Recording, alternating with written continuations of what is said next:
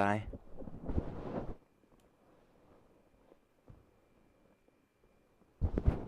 Am I allowed to have this in sight while streaming, or is that...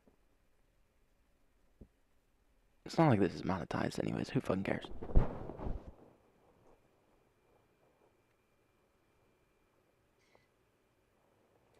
Exactly, bro. It's like you're literally getting mad that I smell like a flower. Sorry, you don't like the flower, bitch.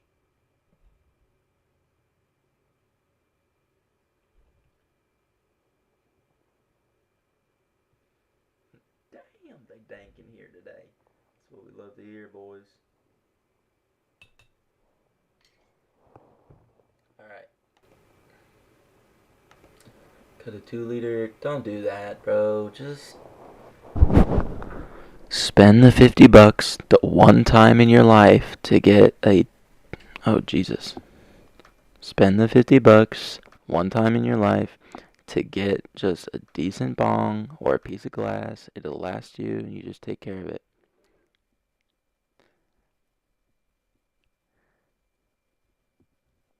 WTJ. Woo, woo. Makeshift gravity bong. Yeah, for sure. It's just like smoking out of plastic is just not as good. It's like way worse for you than everything else, you know? Alright, let me...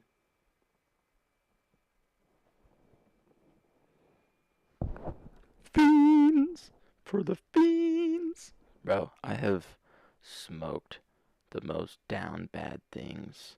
Resin balls. I have reprocessed my ash in order to get THC to make edibles out of it. I'm unashamed.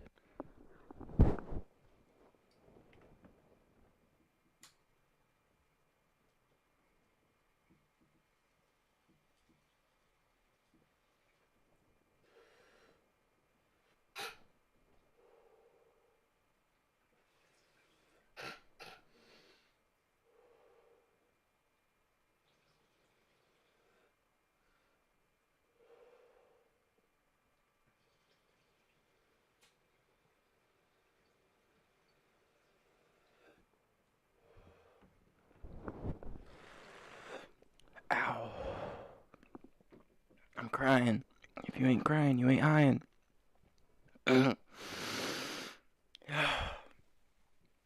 Yes, Miguel, the ash.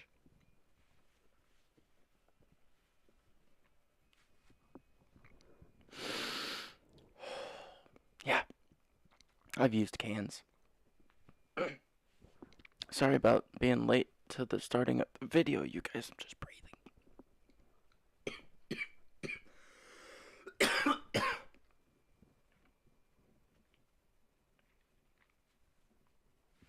Oh, fuck. Alright, boys. We about ready to get started?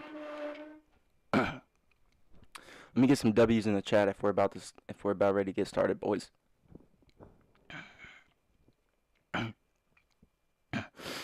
Nope. Never done that, Ronnie. Yeah, I've made an apple pipe. That's just like traditional. You know, you can't be a stoner if you haven't done that, I feel like. Alright. Throw some W's in the chat if we're ready to get these videos rocking.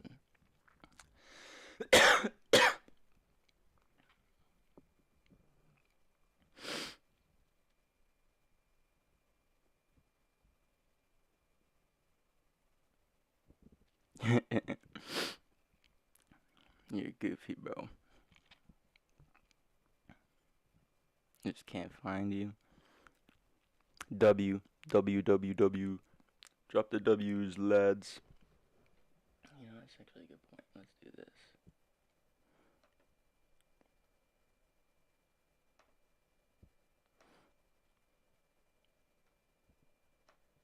Oh, wow. That's easy peasy, bro.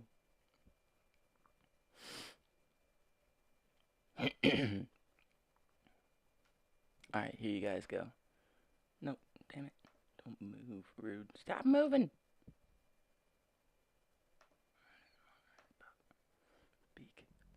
Alrighty. This is what we like to see, boys.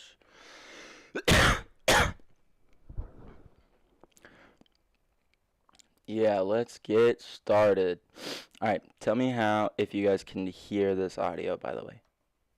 And that means we gotta talk about it. Because while a lot of the recent events at Hachinosu, the Reverie, and even Elbaf have been absolutely mind-blowing, I know there are a ton of us who have been also dying to get back to Egghead and see our Straw Hat crew. And finally, after like 11 chapters... Surprisingly, as much as I wanted to get back to Egghead, there's way more that I wanted to have come from seeing elsewhere. I'm kind of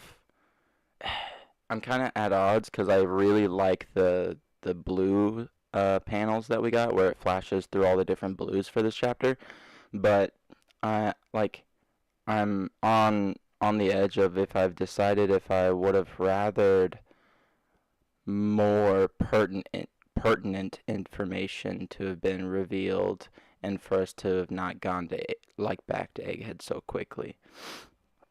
Like, I would have been okay with that. And I don't necessarily know why we didn't do that, seeing as how Oda's giving us the sermonization of everything that's happened at Egghead already. Like, if he was already gonna bounce ahead and do this, why not use that extra chance that he's given himself in those first couple of pages instead of going to Fuchsia Village? Let's get more on Momo. Let's get more on what's happening with Bartolomeo. Let's look into what's going with Kuma. I think there was a couple of things that I would have liked more than just going back straight to Egghead. And even more, obviously, than just getting the blues that we got. Or so, we got to see them in all their glory in this beautiful panel at the end of the chapter, except for Robin. If there was one Straw Hat you wouldn't want to be missing from a double-page spread like this, she would be the one. We also don't see Kaku or Stussy, and since CP0 does nothing but aid in the kidnapping of major female characters like Robin, Shirahoshi, or Vivi, that definitely raises some eyebrows. But let's back up to the beginning and go through things a little more chronologically. And before we do dive in, please make sure to drop a like and hit subscribe. I started this second channel to get hit subscribe to your friend, your boy Dak Sake. This is on his second channel, Redacted. It used to be his Dak's VOD Centuries, I think, and then he's rebranded it. But this is the first video that he uploaded for these chapter reviews, and we're getting on it, looking into it, supporting our mans, our goats. That's what we love to do. Review style and open-ended content out there, so if you like my videos over at Daksake, you'll hopefully like these too. And I should be dropping a JJK video right after this one too. But as for the chapter at hand, we start by seeing the East Blue's reaction to what's happening and what's happening to Garp, and also Makino's child reacting to Luffy in the paper. A lot of people believe this to be Shank's kid, and it's in the description of the YouTube video. Why are bananas so good? Because you're lacking potassium. You gotta get some K in there. Gotta get some K into your musculature. Spit it. Yes, sir, bro. He goes hard. Hey, yo, wrench check. I think you all got him. Yeah, right? Yeah, right? We don't got no losers here. It's just wrenchy boys. We in the club. Alright, let's get back to this video. Bro, I'm not going to click play because I just looked up and it's Makino and her fat ass baby. That's not... I would love for it to be actually Luffy's brother in some shape or fashion. Somehow related to him via lineage factor or even just family relation. I'd be cool with that. But the whole big bro thing as a cultural sign of it's strange to me, and it's hard to think that I don't know, if I had my kid I wouldn't be yeah, this guy that I was raised with is your big brother. Like, oh, you really like seeing him. Like if me and my buddy are hanging out and my little brother comes into the room, it's not like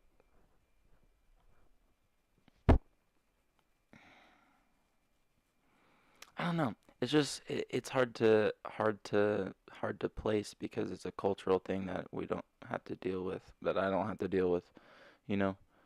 You don't really call people your family unless they're actually your family. Um, and then that gets into like whatever you want to define as family and whatnot, and your family values over your life, but that's all not One Piece. And while I tend to agree, it isn't exactly confirmed yet. But either way, Oda is clearly and Let's click it back. more review style and open-ended content out there. So if you like my videos over at Thank you Daksake, for you'll dropping hopefully that like link, these Ryan. too. And I should be dropping a JJK video right after this one too. But as for the chapter at hand, we start by seeing the East Blue's reaction to what's happening and what's happened to Garp, and also Makino's child reacting to Luffy in the paper. A lot of people believe this to be Shanks' kid, and while I tend to agree, it isn't exactly confirmed yet. But It couldn't be Shanks' kid, right? Because he doesn't have red hair. Like, there's no, like, it would be shaded if it were red, correct? either way, Oda is clearly setting up a parallel here to when Luffy was influenced by Shanks in the very same bar. I have a video coming soon on my main channel that will cover why we're very likely to visit the East Blue again before the final war, so subscribe over there if you don't want to miss that. But I think this is setting up for a situation where Luffy shows up to Fuchsia Village at some point, and this child will probably recognize him, and Luffy will have a chance to actually impact this kid in some way. But I think we have to read between the lines a little here. The hair color? We don't. That's what he said. It's unconfirmed, but if it were shaded, it would be a color, right? Like since it's black and white, since it's white, it's like blonde. Wait, but Makino's not fucking blonde. Yeah, well, that doesn't make sense. I don't know, like cause Shanks's hair is shaded, right? When he's drawn.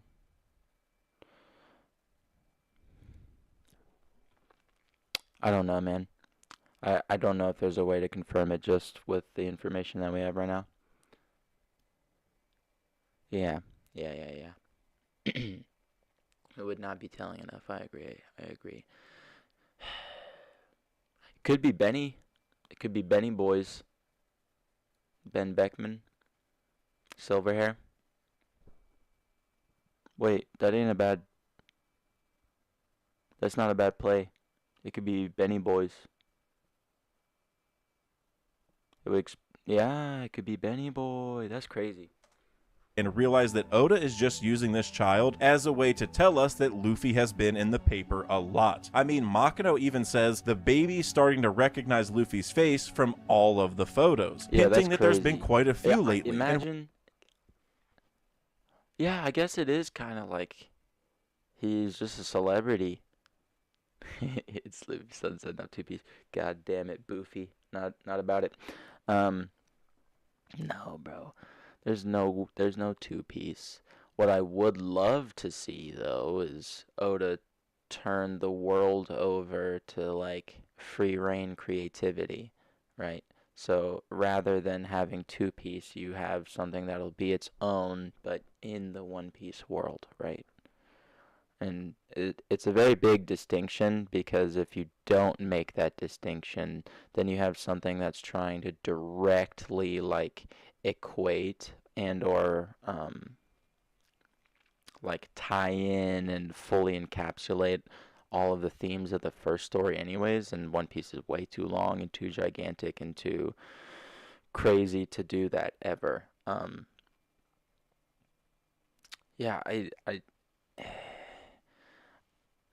I would love to see more of the One Piece world and One Piece stories after the ending of Luffy's story, and I hope that's how writers and things like that view it if they don't end it, you know? Like if it just keeps going and they're gonna milk it, I hope they view it as okay, this is the end of Luffy's story. The rest of it cannot be Luffy's story. The rest of the story has to be the world story or another story that you pick and make up and right? Find reasons to justify why it would be that way in the One Piece world.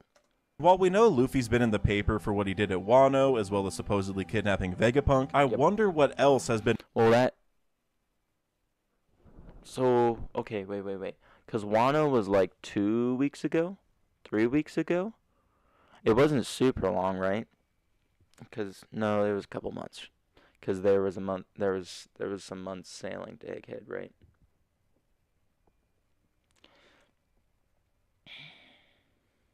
I need to build a timeline.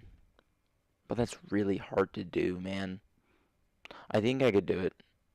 And man, I think a lot of people misinterpret how to read manga panels.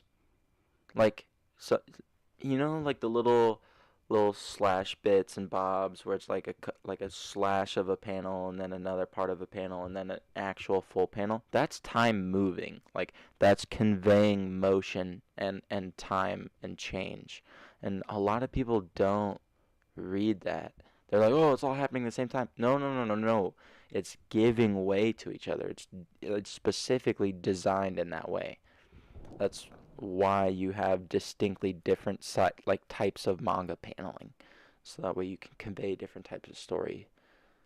Been reported on him over the last few weeks or months that has led to this situation. There's a lot going on in the news that we've been missing lately, like when Robin mentioned that there were a lot of familiar names in the paper, which we have yet to hear about. But then we start going through each of the blues and seeing the damage caused by the Mother Flame. It primarily caused an earth... Presumably. We don't know. It could be something else, but we assume it to be the Mother Flame.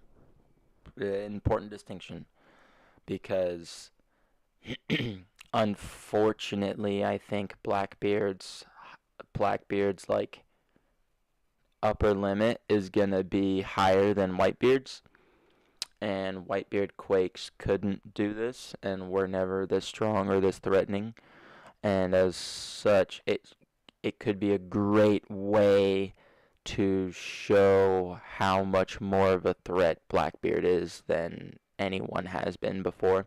But regardless, we still get this very clear line and connection drawn to show us that Leloucia and what happened like that is for sure connected in some way, right? Whether it be because of Emu's moves and influences upon the world, driving the chaos and things like that Blackbeard wants to create and feed on.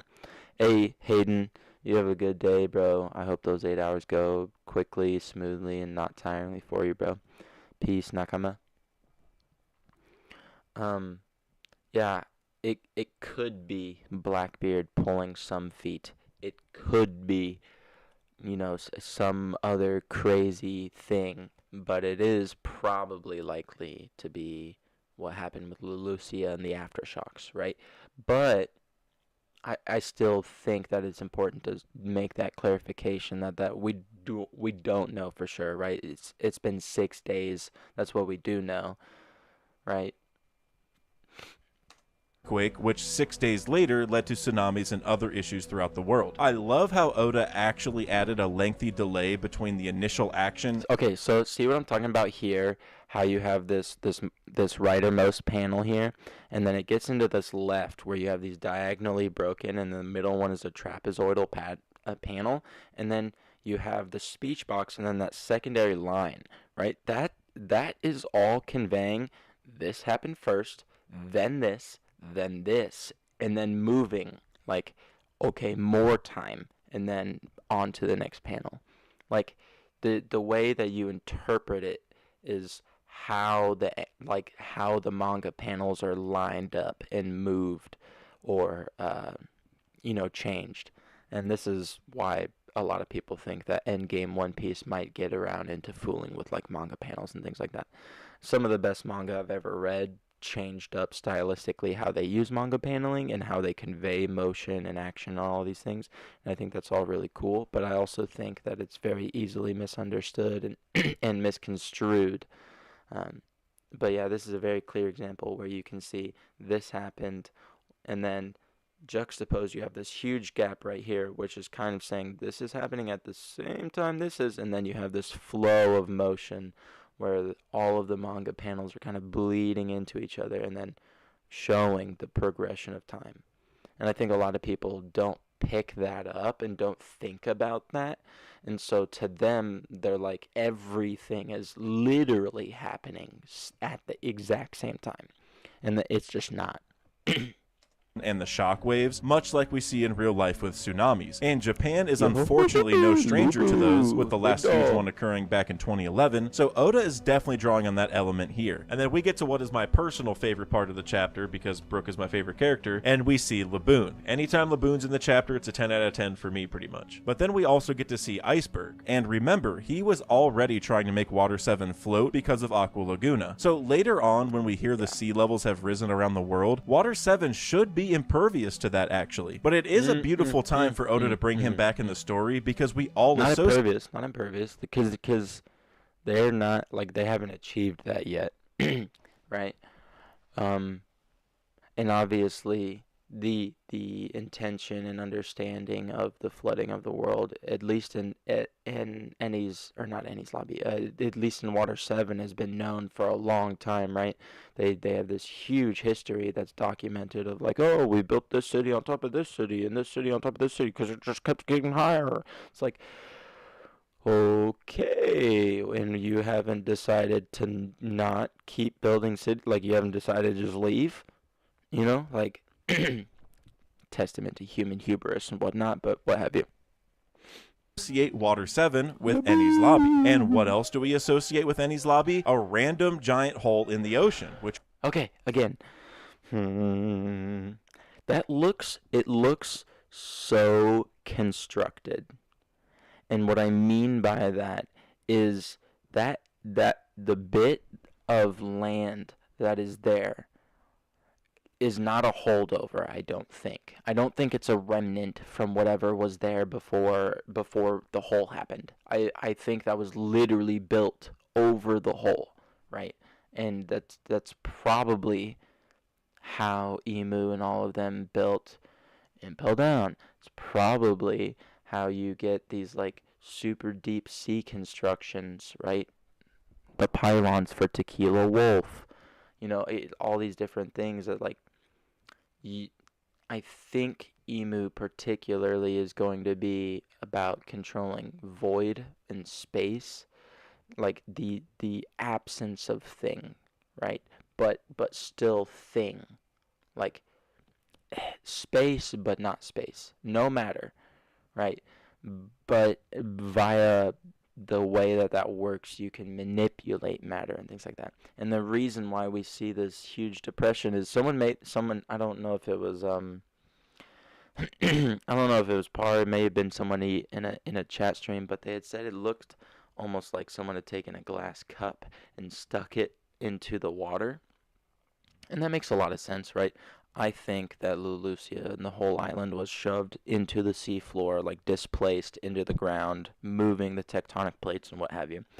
And that would make a lot of sense if Emu's way of getting rid of things is like a huge void pillar that he just drops onto things, like a rod from God, the whole, like, tungsten rods from space equaling the equivalent of, like, 10 nukes or what have you, like an orbital strike of space dispersion, like an almighty push, right? If you think from, like, not if you think of Pain from Naruto, and you think of that huge almighty push that he did where it nukes the hidden village, like, you just think of Emu's power as that, right? And I know that seems like that's Kuma's power, but we see a lot of these dual class things where there's a lower type of devil fruit with kind of its own unique variation, and then the over type, which can pretty much do all of the stuff that the lower type can do,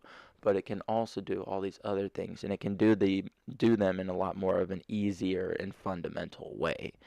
And I think that's probably why, like, Emu, or at least the mother frame, has to do with manipulating the frame of the world, right? Literally the conception of space and how it, like, is connected, right? We see with Law's fruit that he can take someone's heart out, and it can be beating, and blood will be flowing through the heart, but it's not connected to anything, right? And that's because the space has been severed. And that's an aspect of the Opi Opi no Mi that is really important to think about when it comes to these other things that we see happening throughout the OP world, you know? Like when you can spatially split two things and they can still remain connected and fully functional and like working, that's basically quantum entanglement. But if you can do that on like a whole like atomic, molecular level, biological level, if you could do that on a planetary level, like not very hard to see like where all that comes from. But all that to get back to the fact that this to me, Enies Lobby is constructed like the hole was there, right? Something happened, whether an island got nuked or it was just a holdover from the first test of East Power, who knows? But they constructed Enies Lobby as a symbol of like, yo, look what we did to the people who opposed us in the past. They're down there, right? We walk over them and we declare ourselves justice and we declare ourselves the kings and then we decide the fate of the world and we judge people. We are the judge, jury, and executioner, you know? And I think it's this building into the void that Emu wants to ultimately do, right? Like to be able to construct his full universe or their full universe to their full conception, what they want it to be, you know, sans the struggling of the D's, plus a billion celestial dragons or whatever, you know, whatever weird asinine corruptions that, you know, Emu is walking around with thinking that are moral. Which we now see where the island of Lelucia once was. So that tells us that the hole under Enies Lobby was likely made from a similar thing as the Mother Could have been. Flame. Now, not the same thing, since the Mother Flame is relatively new, but a similar thing, like maybe the actual ancient weapon Uranus, which I'll discuss later. So then we see the water levels increasing throughout the world, with some islands losing land or straight up being submerged. This is all a little peculiar to me because it means that this hole has some weird properties. Like it's pushing the rest of the water away from it. If it was just a normal hole, then it would fill back in with water. But it didn't. It didn't even vaporize the water or anything else. It just pushed it to the side and increased the sea levels. Which, yes, this has kind of been the conundrum since Enies Lobby. It does say that it's like a waterfall in the ocean. It does say that. So there is water falling into it, but it's like functioning as if the edge of the hole is a like gravitational distortion, right? And that would make sense if you were literally distorting the space. But confirming that the water levels would indeed increase with another hole kinda indicates that something weird is happening. Is it perhaps something gravity related? I mean, Vegapunk studied anti-gravity technology and could maybe use Fujitora's fruit somehow to hold the water out of the hole. Or maybe it's something hologram related. But regardless, I think it's still a mystery for the time being. And then we skip over to the Marine Forces and top dogs like Kizaru and Saturn discussing their strategy. Something I thought was really cheeky from Oda is that he said there are 20 great warships, which could maybe tied to the 20 kings in the Void Century, and he also said there were 30,000 Marines, which is exactly how many forces Kaido had at the beginning. 30k Marines is a lot of fucking people. 30,000 people is a lot. That is a huge army. And that's not like just that's not even just like an army of scrubs. I know like we want to think of them as scrubs, but that's a huge army of New World Marines who have been trained and then shipped here. Like, they're the Navy SEALs of their world, you know? And there's 30,000 of them. It's tough to grapple with because, like, at this point, you know, they're not a threat. They're not. I'm sorry. Large numbers don't matter anymore, really. Unless it's like Luffy versus the whole of the world. I don't know. But when you have Conqueror's Haki that can just take out the weaker willed people, and then you start adding these huge numbers of people who are supposed to all be strong-willed enough to not be removable or to potentially even supposed to stand a threat just is I don't know, is interesting. I liked the number. It's a good high number, and I want to see them like actually use the weight of the fact that they own the world, right? Like as messed up as it is, like they could really throw millions of people down the drain and not care, and that's what Emu did with this technically with the Mother Flame because of the flooding and things like that. I mean, thousands of people, millions of people died. So I don't know why they're not just like conscripting even huger armies to throw at things, you know? Of the raid, which we learned from CP0, who is also involved in this altercation at Egghead. There are also 9 Vice Admirals pulling up, and we saw 9 Gods Knights in the silhouette from Dragon. Oda might be giving us like a mini version of the government's best shot, quote unquote, right now, because yes, they could bring all the Admirals and all the Gorosei and everything all at once, but this is kind of like an in-between a normal Buster Call and an all-out war like Marineford. And then we get to see this exchange from Kizaru and Sentomaru, and this is one thing I cannot wait to learn more about, because by saying uncle or unk in this chapter, they're indicating a Yakuza type connection. It doesn't seem to be actual blood relation, but that kind of only makes me want to learn about it even more. Sentomaru mentions how Vegapunk studied Kizaru's powers, which were used in the Pacifista, but now I'm wondering if those powers were also used in the Mother Flame. It's odd that this fact is brought up right before an entire discussion on the weapon and this supposed power station or fusion reactor. Perhaps Kizaru's power, or even his awakening, is what's been powering Egghead all along, and maybe that's what York used for the Mother Flame. Kizaru also says that he's just simply a cog in the machine, which for me, I actually love this line because it's obvious they're all cogs in the world government machine as it is, whether they recognize it or not. But I love that he's conscious of that, and he seems to believe that him buying into that role as a cog in the machine is important to keep the government on top. I mean, there are a lot of NBA teams that succeed because everyone's buying into their role, even if certain players are a little better than the role they're actually fulfilling. Because mentally buying in and excelling at what it takes to make the overall team championship worthy what if he's saying that not as like, oh, I just move as they will, and more of like, you know how important I am. Take me out. Things won't work when I go.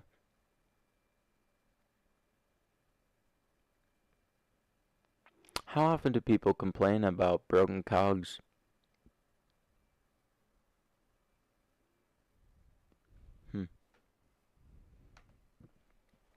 How you win championships, and I think Kizaru was fulfilling that same idea right here. I also love the strategy discussion here between Saturn, Kizaru, and some Vice Admirals. It's awesome to get inside their head for once and learn how they think. We see that Saturn has extensive knowledge of Egghead, including the layout and how the Frontier Dome works, so that's really interesting too. I mean, he's the head of the Science and Defense Division or whatever, but it's still interesting how intricate his knowledge is. It kind of reminds me of Stussy, who knew everything as well. We also see Saturn demanding the elimination of the evacuation ships, which is definitely a connection to the Ohara flashback where Akainu did the same thing. This is why Akainu is the perfect person for Fleet Admiral at this point in the story. And that's another person that I can't wait to learn more about, because that man's just been pushing pencils and doing a whole lot of complaining since he took over as Fleet Admiral. What's up, big dog? That's what we like to see. That was dumb. Sorry to have subjected you to that horrible cacophony. There you go. Gift. Saturn also mentions to leave Bonnie alone because we no longer have any use for her, but given that she is just a little girl, you can leave her be. This is extreme. So it's like, yeah, it's got to be derogatory because, you know, if it's not just like a derogatory statement, then she is a little girl, and that could be a little weird. It could get a little dicey, and I don't really want to have to worry about that, you know?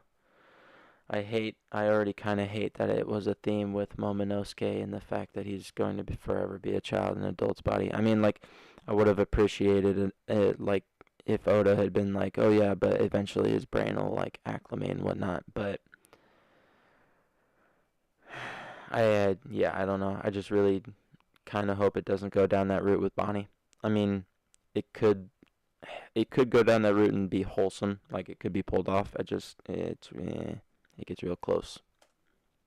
Extremely ominous to me because it both implies that they did have a use for her at some point, which maybe ties to Akainu meeting her after being kidnapped by Blackbeard, where he said it ran chills down his spine. But the comment about her being a little girl is also strange. Is that hinting that she's not the age that we think she is? I mean, it's funny he says that when we just saw her disguised as an old woman named Connie at the Reverie, but now she's actually younger than we think. I mean, her Viver card told us she was 22 pre-time skip and should be 24 right now. And since her powers only work on a temporary basis, you would think that age is accurate since that's usually how we see her. But I guess there has to be a lot more going on here. Like perhaps her powers can work on herself permanently, or maybe Vegapunk did some kind of experimentation on her a while ago. I'm not sure, but this only fuels my thoughts that her awakening is going to be important to how we escape from Egghead in the end. And then we get into what I personally think is the juiciest part of the entire chapter, which is York's discussion with the Gorosei. She basically proves her usefulness to them. Okay, hold up.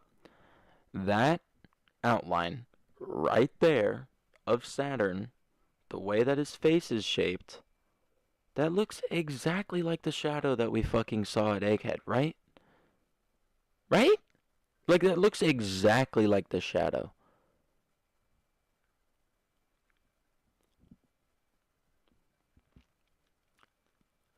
It makes no sense. Yeah. Bro, he's classy. He's like, munching on steak and bratwursts and fucking drinking wine.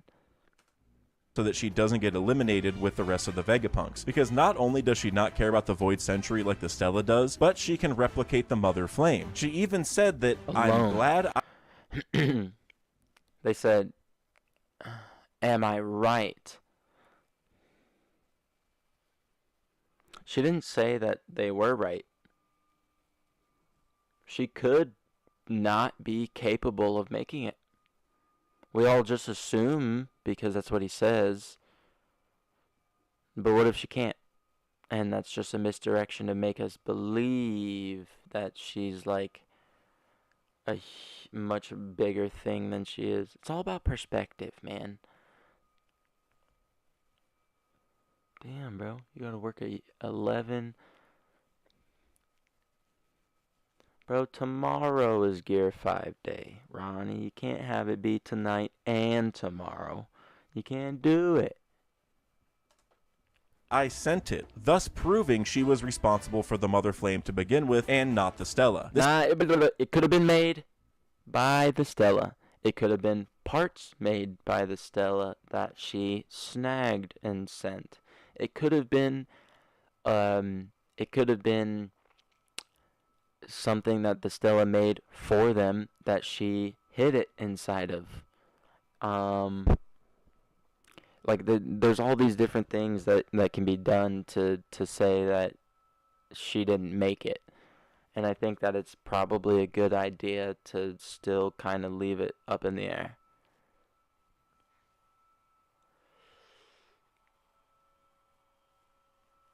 Yeah, well, it's going to be out tonight because people are leaking it and like streaming it illegally and things like that. Tomorrow is probably when it airs officially, right? If I'm correct in thinking that. Also, that's a banger fucking thumbnail right there. This is something I actually discussed heavily in this video over on the main channel, which I highlight a minute or two. The Void Century like the Stella does, but she can replicate the Mother Flame. She even said that, I'm glad I sent it, thus proving she was responsible for the Mother Flame to begin with and not the Stella. This is something I actually discussed heavily in this video over on the main channel, which I highly recommend checking out because part of it just got confirmed and the rest of it is also looking pretty likely right now. But I think what we're learning here about York is that Vegapunk designed the initial part of the Mother Flame, like the power station or the fusion reactor, and then York probably used that for a bad purpose, which is what we're calling the Mother Flame right now. It's the same thing. I mean, that's exactly. This is just going back to a chat I was having with Cube. Is oh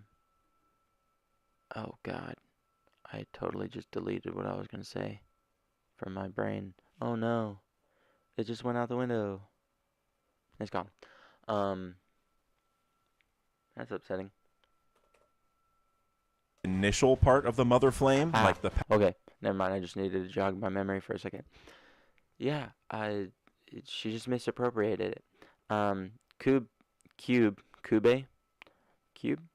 And I were talking in Discord the other night, and we were kind of talking about all this different type of stuff, and Einstein had when he fled the Nazis and came over here and started the Manhattan Project. Einstein wasn't the one who invented the nuclear bomb, but he is the one that made it possible because Oppenheimer then went to work on the Manhattan Project, and then you guys know the rest of the story. But like, yeah, it could literally just be in like a as fucked up as it is.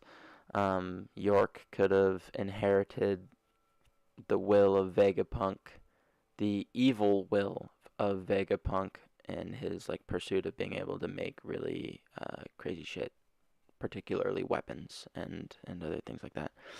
Still need to see Oppenheimer? No, you don't. Just read the history. Just learn about the guy. You don't have to watch some sensationalized film about him.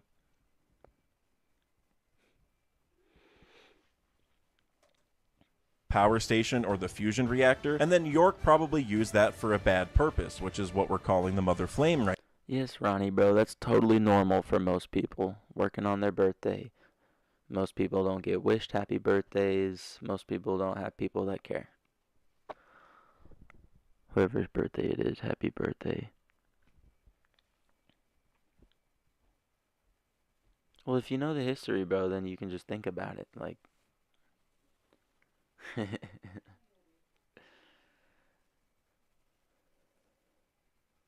yeah, it's the ADHD, hard as fuck, bro. Sometimes if I don't get something out fast enough, just gone forever. And then other times, like I can get it back if I get a memory refresh. And then other times I will go back through the last 30 minutes of our conversation and then re-find it. Yeah. I hmm. I'm glad that you have the opportunity to feel that way, Ronnie, about your birthday.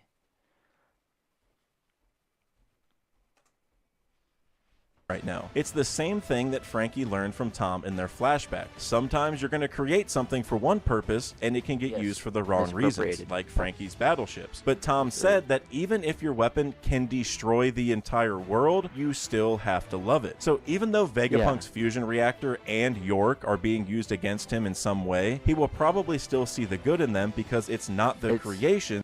Here's what I'll say, Lubu, is like, even if you did ask off, what 90% of the people who heard about you asking off would be like, why? Everybody else works on their birthdays. Like they'd be stingy and like crabs in a bucket you. That's what's happened to me every time. Yeah. I mean, I would prefer not to work. I mean, period. I don't believe in the fact that like we have to work as human beings. Everybody's always concerned about like what we have to do with our lives, and it's like what the fuck? Like what life isn't about doing things. Life is about life. Like everything, our whole experience. That's what it is. You entitled to time vacation for real? Yeah, I mean, totally. He should take the day off. I mean, I don't think anybody should be forced to go to work. I think we have the capability and means to support everybody on the planet without everyone having to work all the time and having shit be awful. But, we don't have to talk about corporate capitalism and, the evil overlords who rule everything. But the people influencing them or using them that make them bad. Even York, who is obviously a bad person, was influenced because they saw the Celestial Dragon lifestyle and spoke to the Gorosei. And as for what this weapon actually looks like or how it functions, here's what I'll say to you about that, Lubu. You didn't embrace it as your own fault because you didn't request a day off. You didn't request a day off because people never made you feel like your birthday was special enough to request off. Something that should have been special was never allowed to be for you, and as such, you don't think it's special. And that's not fair.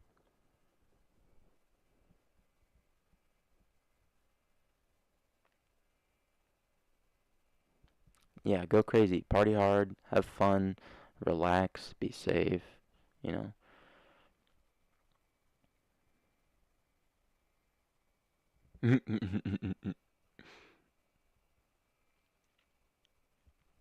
Yeah, I feel that. But I I am also much of the mind of just like, fuck you. You know, that type of energy. I think the mother flame is almost going to be like a producer of massive weather eggs, essentially. Much like how Nami's weather eggs can bring dark clouds and massive lightning strikes, and how Vegapunk has already been heavily involved with the weather. Wait a minute. What if instead of a weather egg, it's a void egg?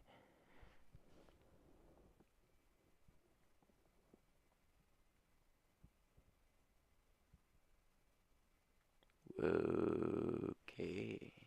Weather egg. I didn't think about weather eggs. No, you don't get to finish sweeping. Motherfucker, hop up on that broom, fly away. Yee. Which time? Weather and giant eggs like Egghead. I think what attacked Lelucia is essentially a massive weather egg, and the mother flame is almost like a robotic mother hen that lays these eggs using the power of the fusion reactor. And I'm thinking Uranus might be a similar thing, but like a natural form of it. Maybe it's some giant. Wait a minute, Dak. You just blew my mind.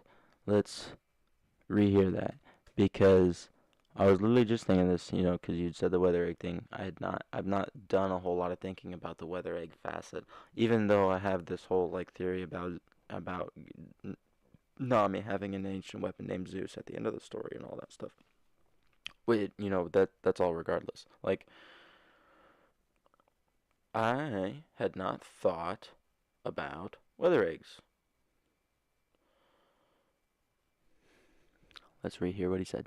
Lightning strikes, and how Vegapunk has already been heavily involved with the weather and giant eggs like Egghead. I think what attacked Lelucia is essentially a massive weather egg, and the mother flame is almost like a robotic mother hen that lays these eggs using the power of the fusion reactor. And I'm thinking Uranus might be a similar thing, but like a natural form of it. Maybe it's some giant dragon chicken thing that can just lay massive weather eggs like the one on Roger's ship. I know that might sound absolutely crazy, but just check out that video I mentioned earlier for a lot more info on that topic. And then I think it's also important to talk about what's going on with Robin. And instead of her actually being captured, I think she's probably just looking for Void Century information. I mean, the reason that Vegapunk needs eliminated in the first place is because of that research. And if he's connected to Clover and Dragon, two people Robin is also connected to, it would just kind of make sense for her to take advantage of the information on Egghead before they go. I mean, Vegapunk might have some poneglyph rubbing stored somewhere that she can look at or something. I mean, who knows? The fact we don't see her at the end of the chapter, though, has me thinking she's going to be a focus in chapter 1090. And then the last thing that we need to think about is probably Blackbeard, because we saw his ship approaching Egghead the last time we saw the island before this chapter. But when we saw the Marine forces in this chapter, they seemed even closer to the island than Blackbeard's ship was. I definitely still think it's Lafitte and Katarina Devon on that ship, and since they both have powers that let...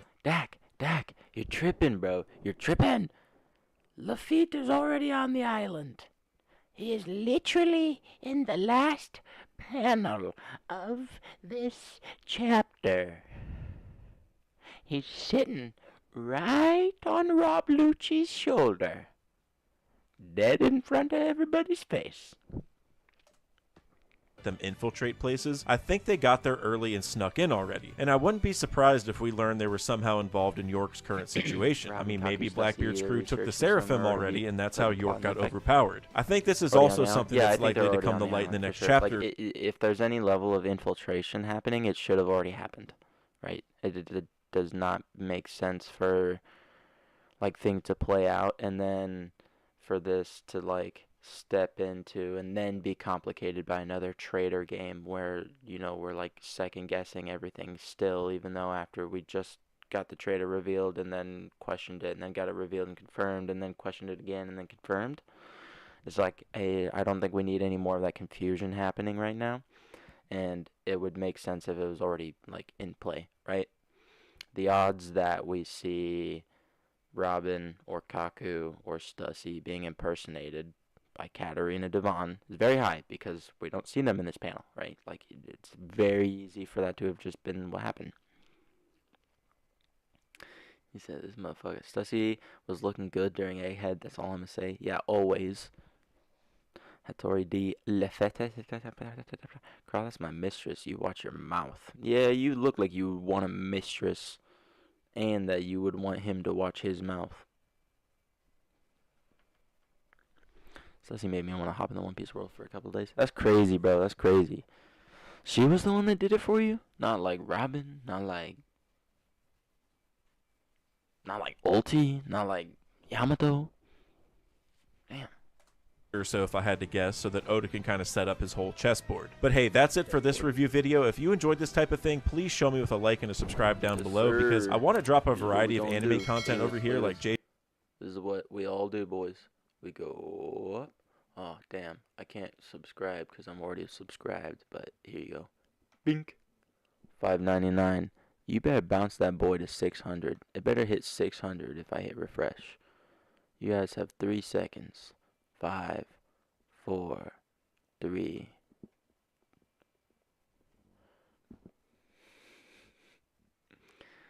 Carrot? What the fuck? No! Man, I'm gonna take Nami, then I need her to navigate me, if you know what I'm saying. Bruh, you're... Yeah, you look like you'd want to be navigated.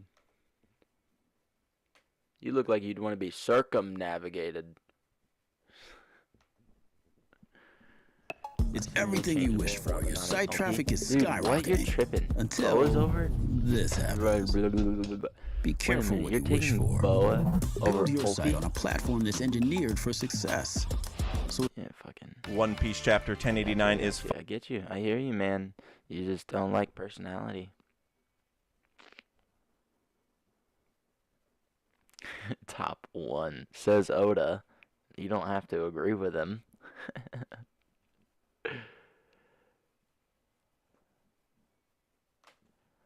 Let's add a little comment. Lovely video. Weather eggs.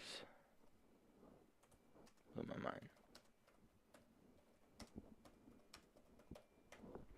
So they get outfit that Nami had on. I was like, yeah! Yeah, you would. You would. I don't even... Look at that. I would agree with you.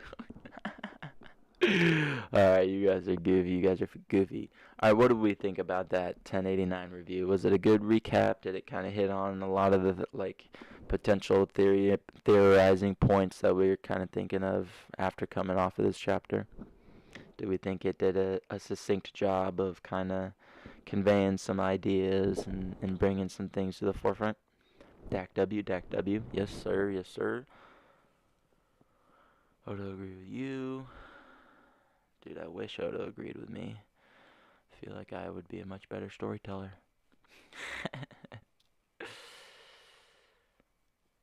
Alrighty, lads. Well, that's what we would like to see. Let's move on to the next video. We'll give it another minute or two. Robin probably one of the few I'd actually want to spend a day with. Like date, almost everyone else would get annoying.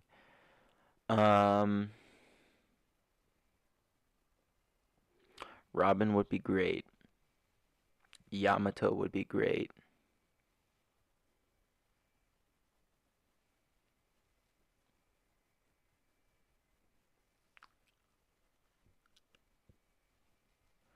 Yeah, Ulti would be great. I can deal with it, you know. And Nami, what can I say? The orange hair. Can't really go wrong with it, my man. It's tough. Tough. Alright, you guys go ahead and take your little bathroom break. I'm not going nowhere. I'm just kind of checking some things. How long we been going for, boys?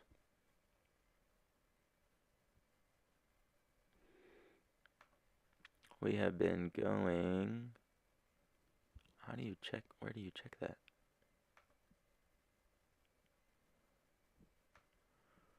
Oh, we've been going for an hour and 24 minutes. Easy peasy, lemon squeezy. Alrighty, let's pop back over to this boy.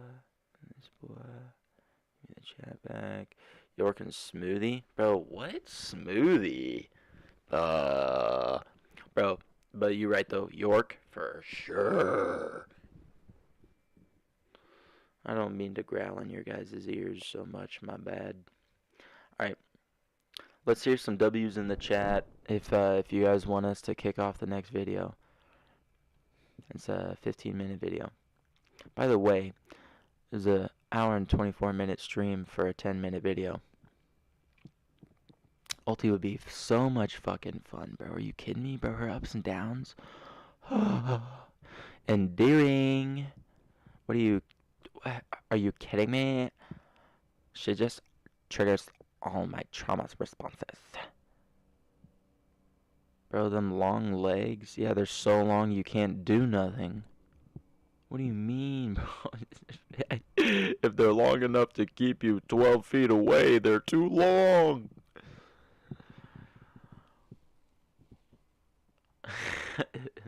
Run. God. I'll be like, pay, Ron for this. Yeah, never mind. Let's not do that. We're not talking. I'm gonna shut up. We gonna fight. You don't say that.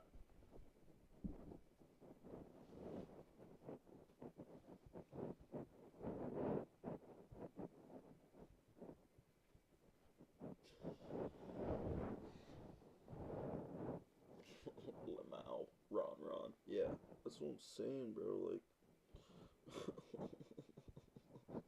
yeah, bro. God damn it.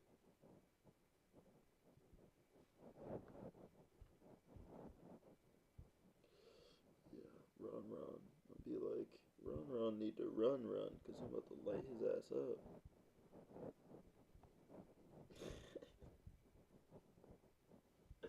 Sorry.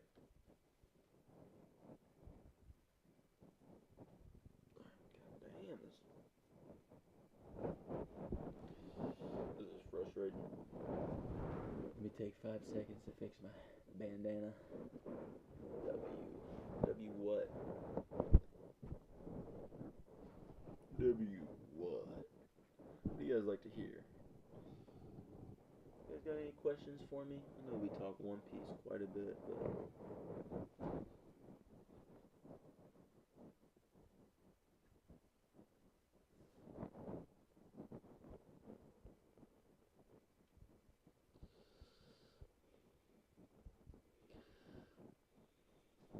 Nope. Son of a bitch. This is tough, bro. None of these One Piece women ready for King Crawl. Yeah, well, King Crawl about to crawl away from all these bitches because they're too scary for him.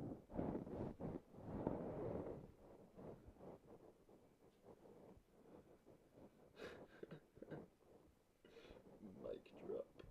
That's goofy. Bro is funnier than Luffy.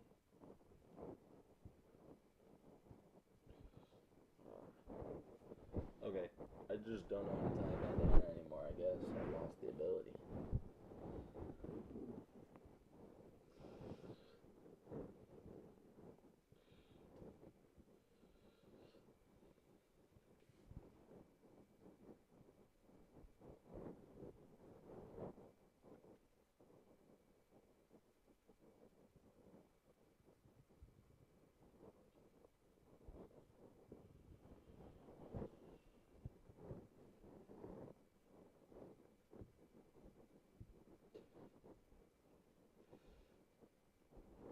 There we go.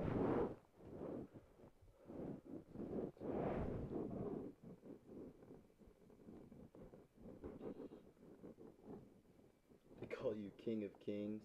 Who calls you King of Kings? Your mom?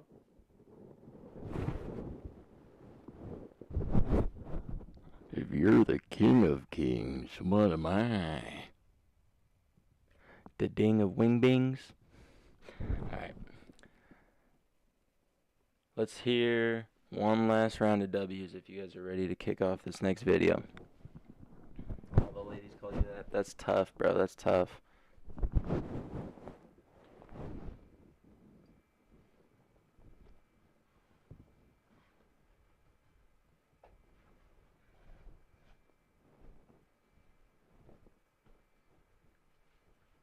D-Taws of Morn. What? Yeah, well, it's a little too late for that, man. It's about 80 years too late for us to revoke the thermostats from the boomers, you know? His ladies in his stories calling that. That's hilarious, bro. You know what's funny? I spend a lot of time thinking about like female characters and writing female characters and how to like best convey like good relationships with them from what I understand of what a woman is, which might be misogynistic, I don't know, but um like I don't bro, romantic dialogue is hard as fuck. Like impossible. If you think you can't think of anything to say in real life, wait till you're staring at a blank page trying to come up with fucking fictional shit to like say to each other that sounds good. Oh, it's a struggle, bro. It's a struggle.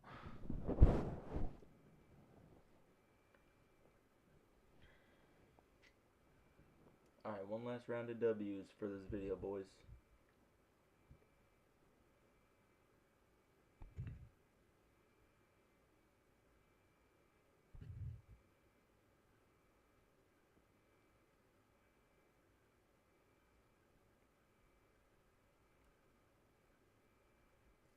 One last round of W's, my boys.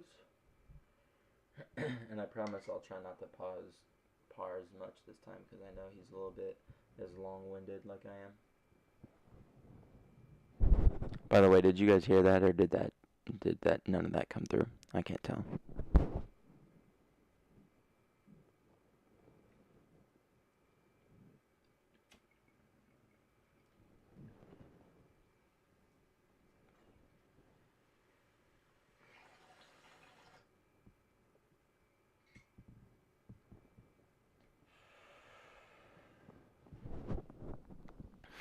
I don't know where to like put my speaker, or not my speaker, my microphone, and like how sensitive to set it at. It's really hard to determine, you know.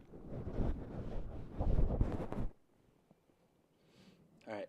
But yeah, if you guys could throw some W's so that way I know that we're all ready to watch this video, that'd be nice.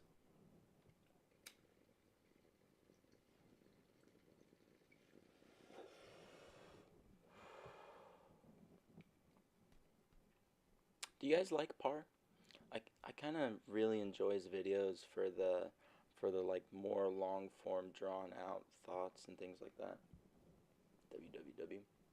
Let's get it. Until they don't. A lot of struggle is spawned out of the misalignment of expectations and potential. The Kobe fight really jump-started so much for me. I think the characters in the series and the audience who are willing to be receptive to the message felt the same thing. Let's do this. Let's first react to the premise of the video. Aokiji was a fraud? Is Kuzan better? Shattered Just Ice. Good title. Good title. Aokiji was a fraud. Is Kuzan better?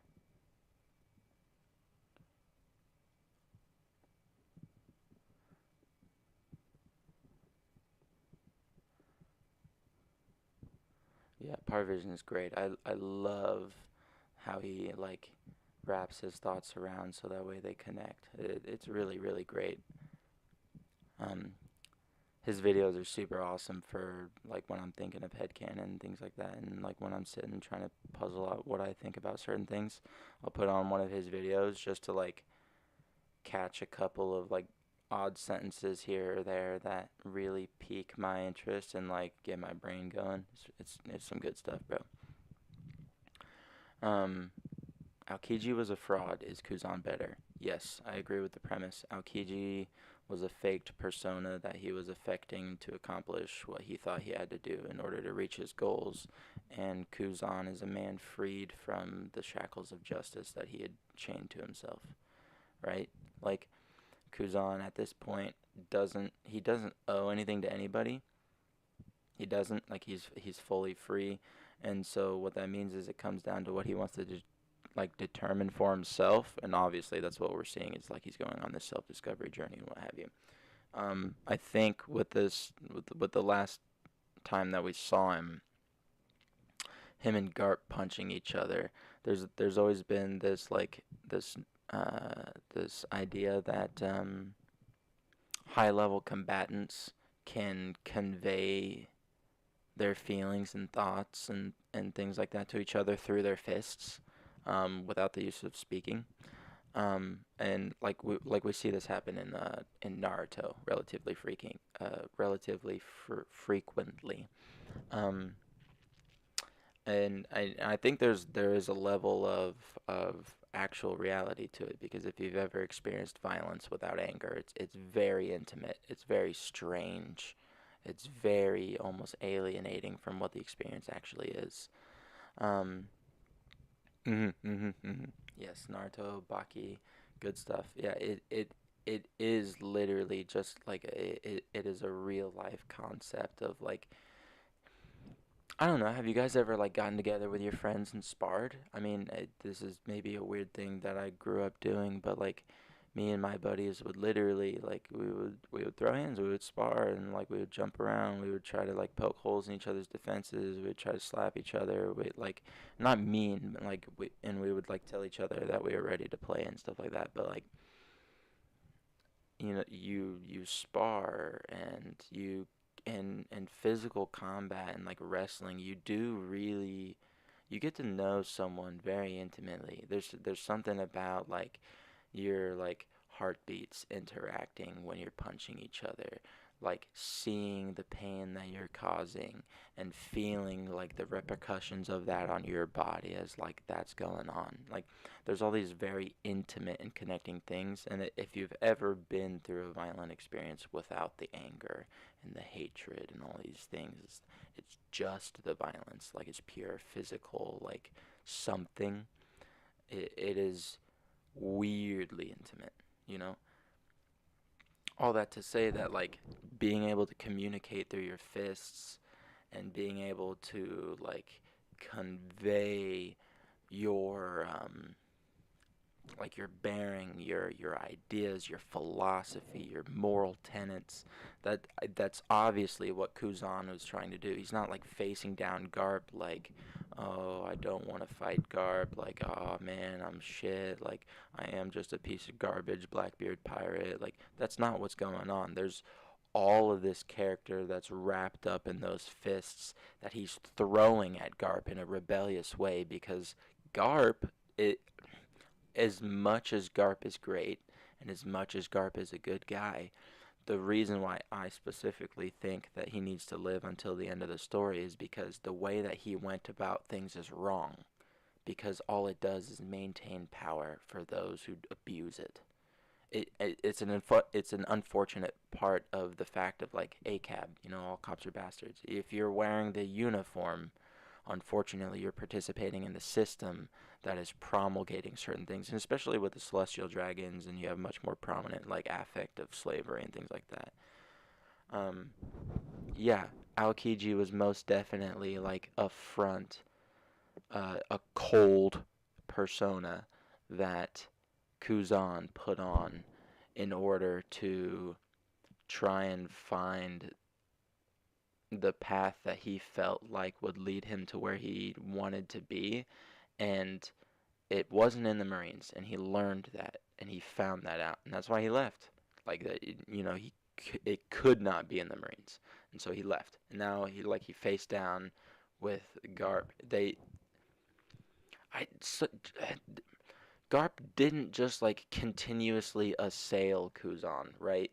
Like he didn't just like hammer him down, pummel him into nothing. Like he didn't just like rampage and smash and like in an unstoppable fashion. Like he he was very reserved in my opinion. I mean, obviously we see the two devastating blows of the galaxy impact and then the galaxy divide, but like there's Garp could have went way crazier, right? Like the reason he didn't is he was protecting Kobe, Groose, Helmeppo. He had his eyes set on getting out, right? In his mind, he's thinking of what the world is perceiving, even there's things that he's keeping track of in his head and his character that like we're not seeing because it's not an aspect of Garp we need to know or care about right now. That like that didn't get showcased at Hachinosu. That was not his final send-off. There's no way that was his final send-off because it couldn't have been his final send-off. And the reason it couldn't have been his final send-off is literally the fact that he was holding back. He's too old, I'm too tired, I'm too busy protecting, too many other things are in the way. Or he's just finding an excuse to not fuck up Kuzan's plan. You know, like he trusts in the man that he raised even though he's no longer in the uniform. And this is where we're seeing Garp's character shift, and that's why we started seeing this shift all the way back in Marineford, where he's sitting down with Ace and he's crying and breaking down, and then he goes and gets himself beat up by Dadan and whatnot. Like the Garp Kuzan dynamic was very much to me, and like Par hits on this, and a bunch of other streamers and YouTubers hit on this in different ways, that like he when Garp was saying you all are the future of the Marines, that means Kuzan, right? It does. He was a Marine at one point, and it wasn't purely just like a whim, right? He was doing it for something, regardless of whether he achieved it or was happy with the way that it was going to be achieved in the government. Who knows? But you know, that's all stuff. Exactly, is definitely him being like, okay, I did what I needed to do. I got our guys out of here, and I did it in the easiest way that I could, while giving up, like me, letting myself take the wounds, be the old guy that's gonna be left behind and in the dust, right?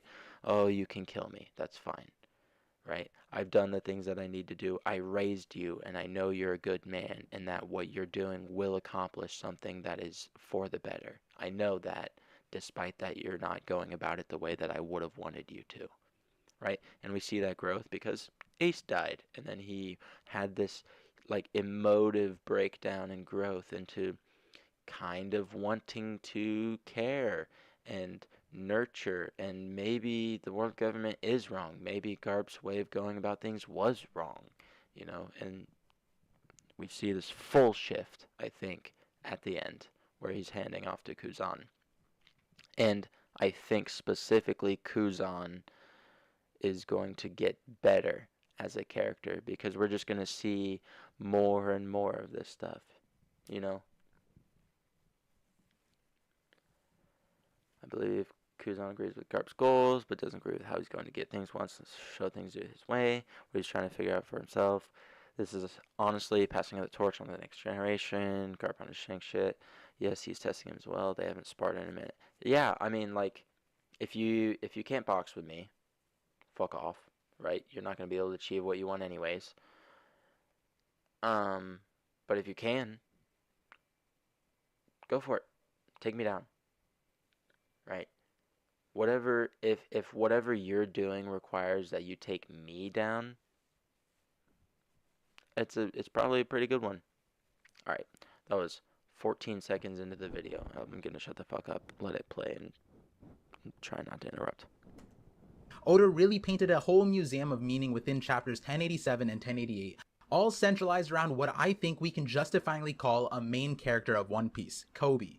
Oda took my expectations and surpassed it, which is probably why it feels so good. And now that Kobe's potential is more concrete, I have some more expectations. But this is inherently the problem with this cycle and loop. And I want to discuss a few things that came across my mind in regards to this fight and what it means for the end of the series. But I also want to connect you with the prediction at the end of the video. So if you're new to the channel, the way I view the world is by making connections.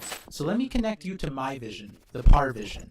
And since I'm great at finding hidden gems, here's my big tip. Sometimes those family jewels are behind the bushes, and to help you reach your family tree is the sponsor of this video, Manscaped.com, the premium brand for men's grooming and hygiene products across the globe. Manscaped offers the best tools and liquid formulations for the big three odor zones, your body, butt, and balls. Manscaped sensitive regions of the body. It's core with a wide who needs to try. The crop preserver ball quickly refresh the area whenever travel bag and the Manscaped anti-chafing bottle are so segmented, but I really don't want to account today and get 20% off plus free international shipping plus 2 free gifts when you use promo code PARVISION at checkout. So in tune with today's sponsor, I want to trim some of the conversation and save it for other videos. The topics are so segmented, but I really don't want to lose focus and the true shape of the conversation at hand. And that's kind of the best place to start, the shape of justice. I think everyone has their own sense of justice, and that thematic really gets highlighted well in One Piece, because while we idealistically want to give everyone an infinite amount of individual freedom, realistically, in order to maintain society, we rely on partial sacrifices of freedom so that an overall balance of sacrifice is met.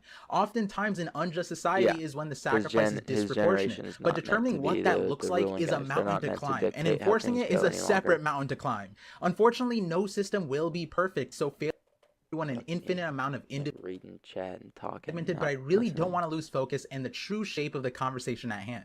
And that's kind of the best place to start, the shape of justice. I think everyone has their own sense of justice, and that thematic really gets highlighted well in One Piece. Because while we idealistically want to give everyone an infinite amount of individual freedom, realistically, in order to maintain society, we rely on partial sacrifices of freedom so that an overall balance of sacrifice. Hard to disagree. No. No. The point of society is so that you don't have to sacrifice. We're supposed to make each other's burdens lighter. The other way around, buddy. Flip it. Flip it, flop it. Just because the world operates in the way that that goes doesn't mean that that's the way it should go, you know? Justice. I think everyone has their own sense of justice, and that thematic really gets highlighted well in One Piece. Because while we idealistically want to give everyone an infinite amount of individual freedom, realistically, in order to maintain society, we rely on partial sacrifices of freedom so that an overall balance of sacrifice is met. Oftentimes, an unjust society is when the sacrifice is disproportionate, but determining what that looks like is a mountain to climb, and enforcing it is a separate mountain. It's a zero-sum game. The way that the way that he phrased it is like everybody makes a little sacrifice so that way no one has to make a big one, right? So everybody does a little bit. Everyone sacrifices a little bit, and then that relieves somehow the suffering of everybody else. But if you just think about it, you're actually making more suffering. Like you're like doubling it. You know, you're starting with the premise that you have to suffer, that you have to sacrifice. No, you don't. The world is abundant enough that everybody can have food. Our farming technology and practices are sustainable enough and good enough that if we had changed everything and updated it and could get it to people, that like we have no problems. It is because people think that you have to give things up in order to participate in society that society is ultimately going to potentially need this shift where you go, oh no, wait, no, actually I don't need to give anything up. I just need to contribute. I just be kind. I just be a functioning human. I be nice to people, I make babies, I eat, I play, I sing, I do all the creative and normal things that a human being is supposed to do. Like, you know, it's just strange. What did Garp's father do in the world? What was he like? Shitty. Because we see Garp drawn as a little kid, right? And he's like fucking like riding a tiger, running through the jungles, like scarred up already. So either he was also abandoned in the same way that Garp did to Luffy and them. That's just headcanon, Ron. We don't know if it's Kong. It could be Kong, but we don't know. No, it's not confirmed. We don't know that it's his dad. And frustratingly, Kong D. Luffy, or not Kong D. Luffy, Kong D. Monkey, would sound pretty funny, but I think it's probably some variation of it. Maybe the Kong is a similar family. Like you have family names that are tied to animals, right? Like the Kongs, the monkeys, the D's. Yeah, Monkey D. Kong. It's just Diddy. D is just Diddy. Play a little ditty on the tune. Pirate tunes love their little ditties. And then you got Diddy Kong. Monkey. Yeah. Nope, that's just headcanon. We don't know. Mountain to climb. Unfortunately, no system will be perfect, so failure will always exist. That's also not true. You don't have to construct a system. Nobody says the world has to be confined by the rules that you think it does. Like, here's this really weird thing people like to do. They like to make up rules and then pretend that those rules exist. What exists is what exists, and what we make of it is what we make of it. I feel like I'm disagreeing with him a lot, but I'm not actually disagreeing. I'm just like throwing in counterpoints and thoughts.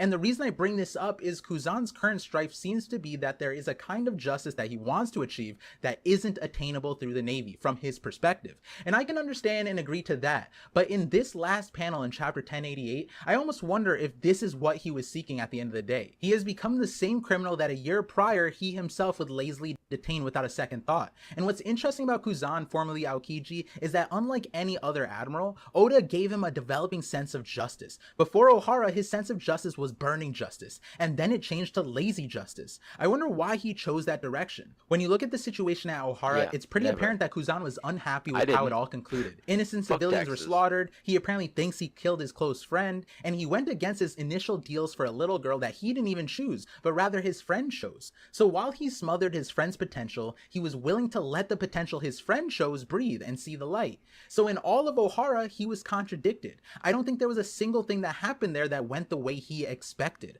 I think Kuzan had an expectation of what justice was as a Marine eager to climb the ranks, but the reality of what was being enforced stifled his potential. And so his coping mechanism was that to change his justice, and I'll explain what I mean in a second. But I want to dissect something that's so interesting about Kuzan, which was the line he said about justice. Find his purity again, his very own honest justice. I mean, that would be nice, but I think that there's other aspects for him to pick up on, right? Like I actually could do much without the whole like purity thing. I really don't like it. But in terms of honesty, like that's okay. That's fine. Honesty is very okay. I'm not good with purity. It's just icky to me. But with Kuzan, you know, having the burning justice, and then changing to lazy justice, what would it be after? Right? What would it be right now? Like if we had to pick one.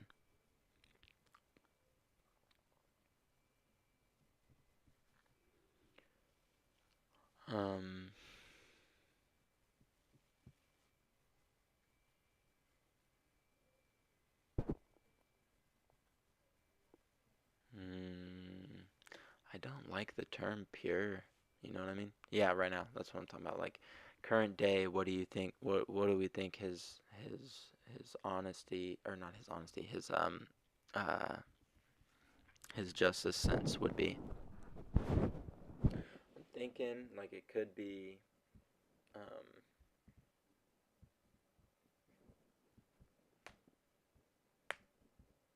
frigid justice.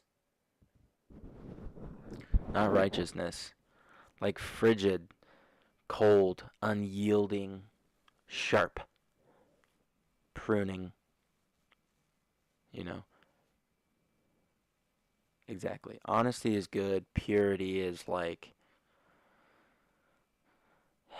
aiming for some kind of moral value, right? To be pure. What does that mean? It is by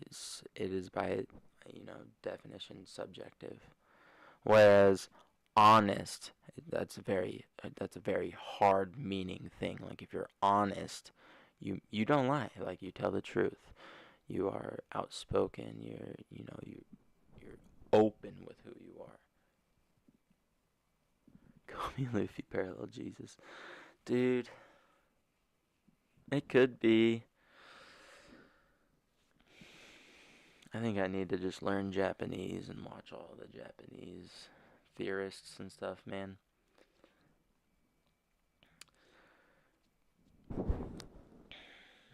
Yes, it is who wins that decides who is right. Yes, but that's not always true either, because it's those who live that get to decide. It's not those who win. And unfortunately,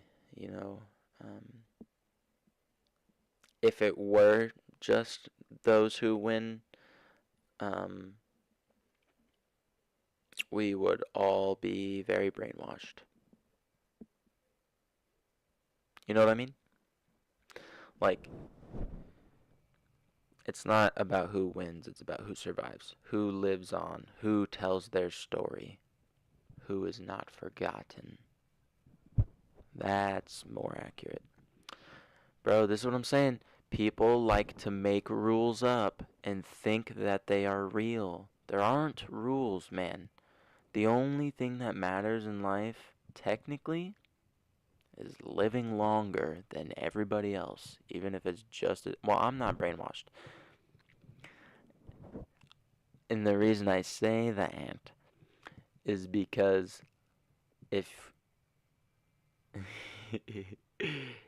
if you're like buying into this mass system of belief, right? Like only reading the textbooks that are given to you, right? Even those at school still will contain true accounts of historical things from the loser's side, from the perspective of people who suffered. And that's one of the most important facts, is literally the being able to convey what happened, and being able to last, and being able to be there to influence people,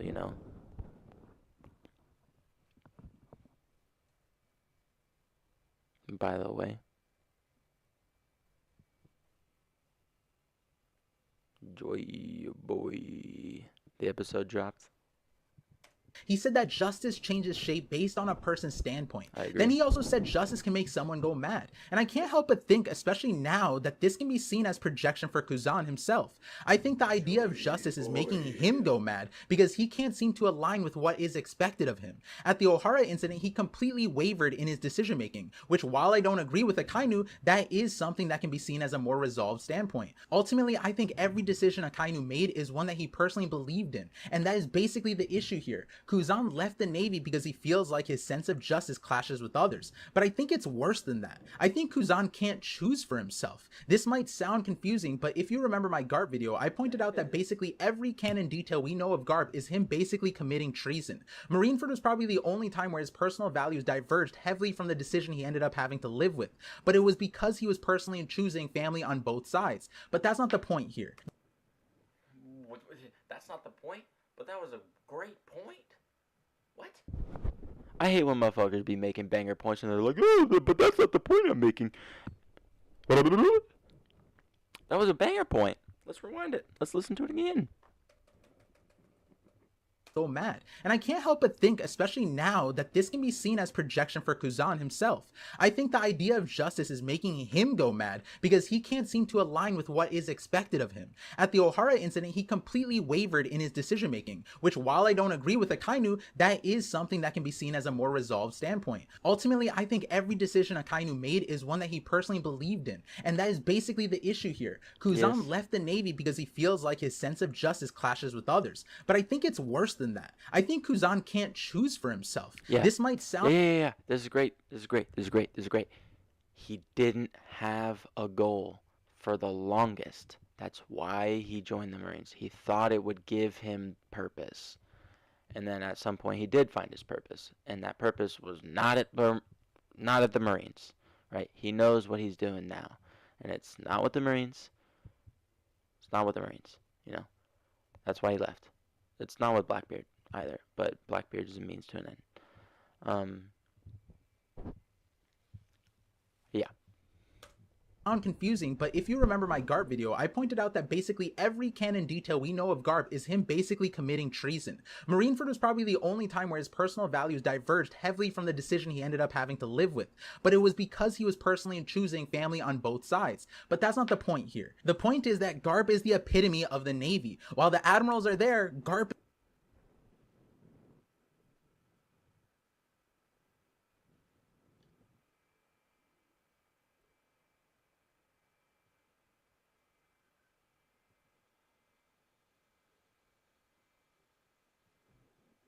Oh no.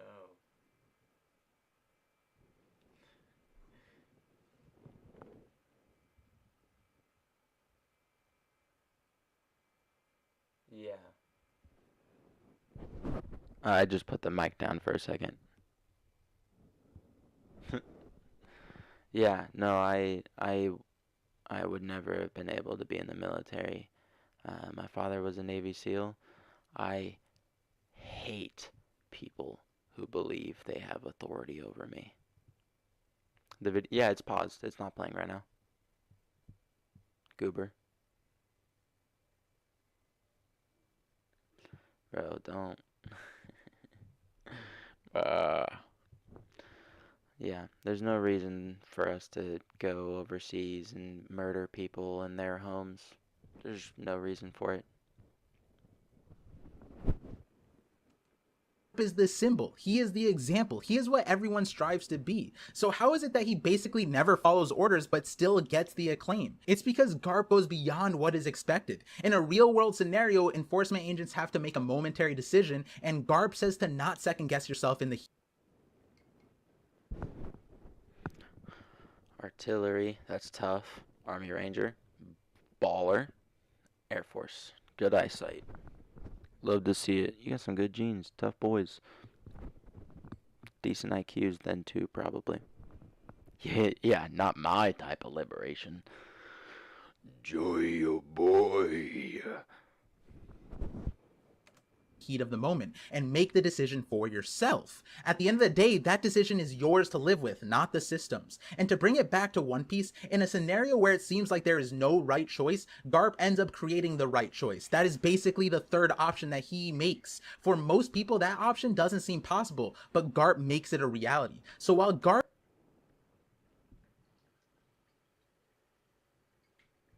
is a nuisance to the Navy, he ends up creating his own sense of justice by being the best version of himself. He makes it so that for the most part, his justice ends up satisfying all the requirements needed. And that's where Kuzan handled Ohara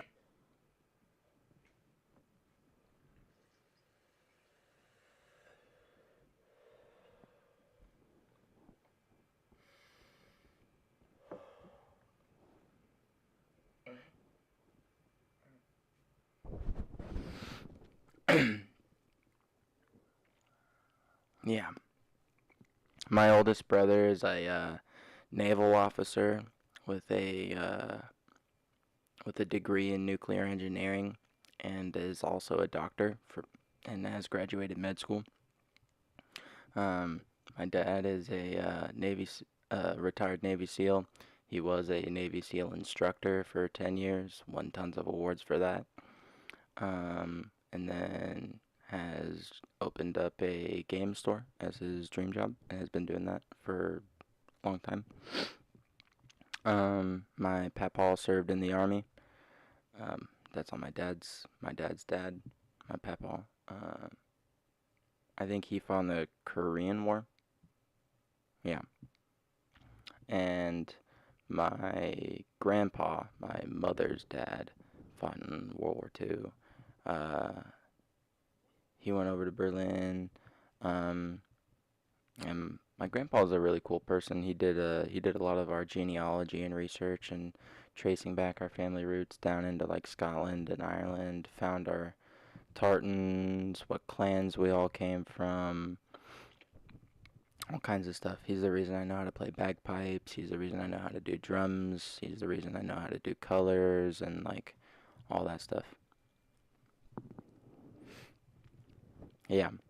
I mean, the military is important for, right, self-defense and things like that, but the military should also be used kind of as a reserve workforce when we're not at wartime. They should be construction workers.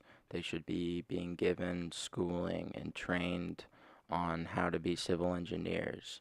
They should be like location mapping and land surveying and potentially like park naturing or park rangering and shit like that. Like, I don't understand why we actively deploy all the time when we don't need to as a peaceful world at this point, mostly.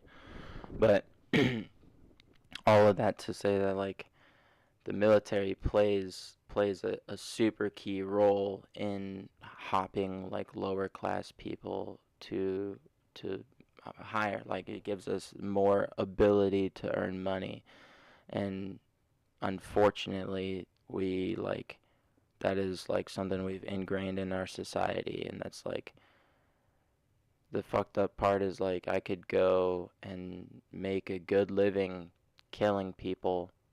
I might die, but that's what your job is to like go kill people and like all that stuff.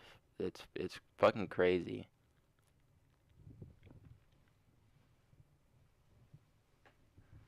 Yes, it's not primarily the understanding, but what happens when you stick your hand into a bee's nest? So why the fuck are we sticking our hand into the bee's nest? Why do we have to like also then spray all the bees with bee killer? You know what I mean? Like we could just leave the bee's nest alone. Maybe we could build them a better bee's nest somewhere else. Maybe we could leave them alone. Yeah, like there's just so many better options, and so many people think that they have the answer, and it's just like no, just like think for a little bit, put yourself in their shoes. Like I don't want someone running up into my house with a fucking AK, like treating me like a prisoner of war, or like I could be a potential threat to be gunned down at any time. Like I don't want that to happen to me, so like why would I go promulgate that? And the unfortunate part is like it is really the only thing for young men of low economic and social status to raise themselves higher up. And it just usually turns them into monsters and it breaks them.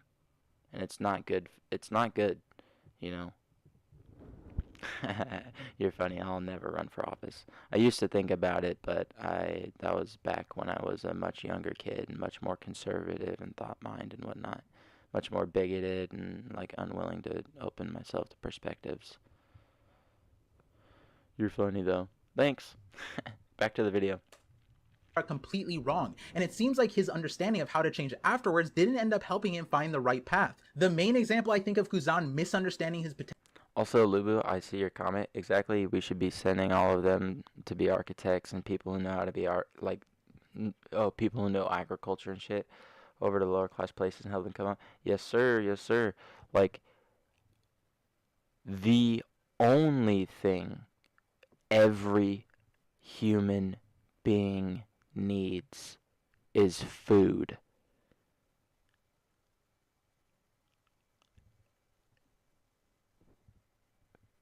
I don't want to go hungry. I don't like seeing my friends go hungry. I get them food if they're hungry. Everyone can have that. Yes, yeah, yeah. When I have enough of a income, I'm planning on buying land, building a permaculture settlement on it, and doing a whole bunch of stuff like that. There's all kinds of like agricultural stuff that like just massively spent hours looking into about all kinds of like mycelial networks, how certain species interact with each other, all kinds of stuff. I'm a weird dude. I got real bad ADHD, and all of this is surmised by the fact that we're supposed to be watching a Parvision video. Potential lies into what he says to Robin. Robin begs for her mom's safety, and Kuzan looks at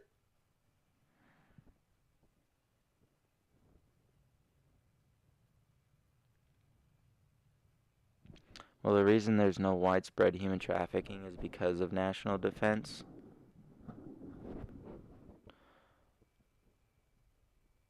I agree. How about we just make it so people are happy enough they don't like ever want to traffic someone. Nobody gets into the trafficking game because they wanted to. No, they were like surrounded in the worst fucking circumstances and hedged into the only way they could make money. And then after that, like you're fucking running with the criminals. So it's not the same. And in the OP world specifically, slavery is sanctioned. There is a class culture, there is a caste system, and the celestial dragons are at the top. Like, and the fishmen are presumably at the bottom in that hierarchy where they put everything, you know? Food and shelter, bro. This world is a little bit too rough without shelter, bro. Here's the thing. We don't need shelter in the way that you think we need shelter.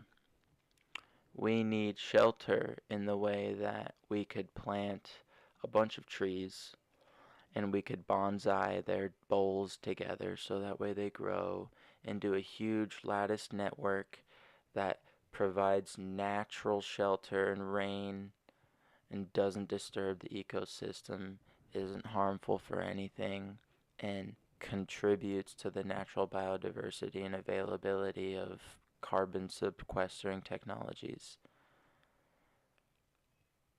Hard disagree. As someone who loves being out in the woods, you can.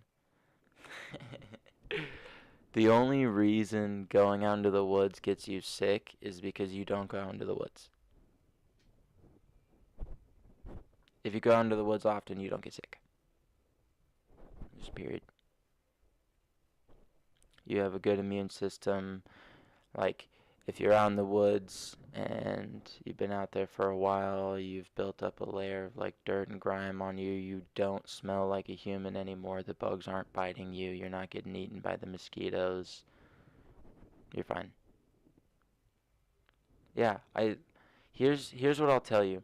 There are human people right now living butt naked in the Amazon forest with no shelter. They are nomadic people. They do that. There are buck naked, like bare ass, everything out in the open. And you know what they do? They paint themselves in certain tree saps. They sit in mud. They bake clay onto their skin. They do all kinds of things that do not have to do with fucking destroying your environment. And here's what I'll say. You can even build a house and not have it be destructive to the entire area. Don't use so much concrete. Use far more like wood or biodegradable materials, composite materials, sand and hemp, grout, cobbling, stacked stones, earth walls, berms. There's literally a billion ways to construct things, and it's just that everybody is hedged in on these ways that things have to be because that's the way the world that we've lived in operates, but that's just not how it is.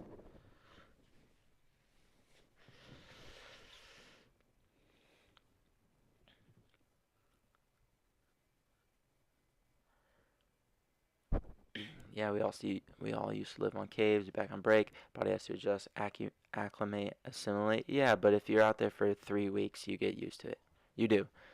And if we all did that, um, and we like pursued and like invested in actual like green technologies and carbon sequestration, then we would have a lot better of a time on our hands. We cannot uh, undo what the people before us have done. They have irreparably destroyed our world. Just, plain and simple, and it's fucked up.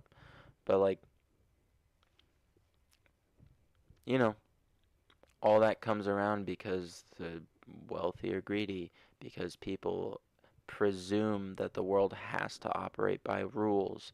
People presume that the rules that they make up they're even real, that they exist, that there's substance to them, that they need to be enforced or maintained or heard or understood or even conceptualized. Like how to survive without technology. Yeah, well, so specifically, modern day public schooling was created so that way we had sustainable amounts of factory workers. And factory workers don't have to be incredibly intelligent, and they don't have to be self-sufficient either, because then you can make corporate towns. And then you have mining towns, and then you have people like the Appalachia. You know, it's crazy. Right, but I started with Vegapunk. Food and shelter comes second to energy. Our world today that we think it is better off than the OP world exploit each for their energy because it's so valuable. Destroyed. We are now too reliant on technology is equal to Vegapunk slash Egghead. I can understand the parallels. Here's the thing is you guys are using like this colloquial we. There is no we. Like we're a bunch of separate like organizations of humans that are operating. And the unfortunate part is that if society were to collapse on any scale similar to like what is happening in the OP world, like if sea levels were to raise 1 meter, presumably, let's say, that's it's 3 feet. People are like, oh, that's not that much, but like most of the world becomes uninhabitable. Like most of it, like I think like 80% of North America becomes an inland sea. Um, Most of the Amazon gets sunk. The Congo Basin gets flooded with the ocean. Um, the Mediterranean opens up. Like the whole European peninsula shrinks by like I think the estimates that I remember seeing were like 60%. It is crazy. Like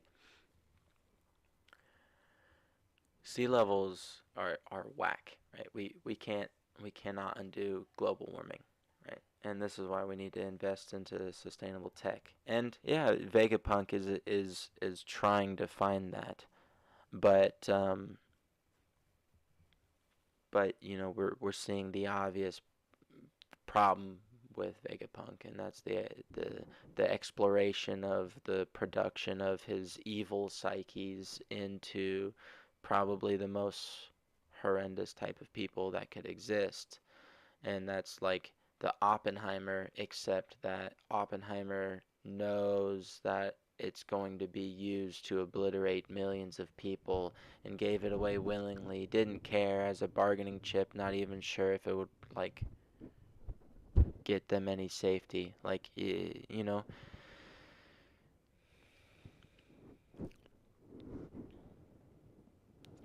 Fall of Void Century, parallels of our world right now. Could be, could be. I think the Void Century is more akin to Ragnarok and the Dark Ages, probably. Um, but, that's a different thing to go into. There's also the collapse of the collapse of the five dynasties. That would be potentially also mythologically referenced and parallelic with our world.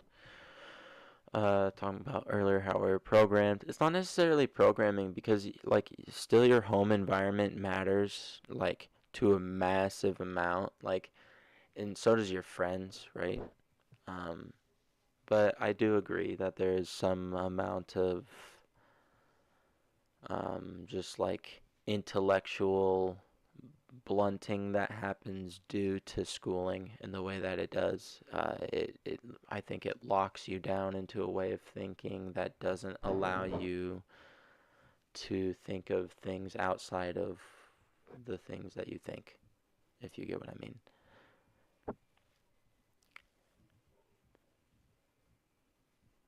You should search the Kamapa. What is that? Let's finish this video though. At the island and says there's no saving her.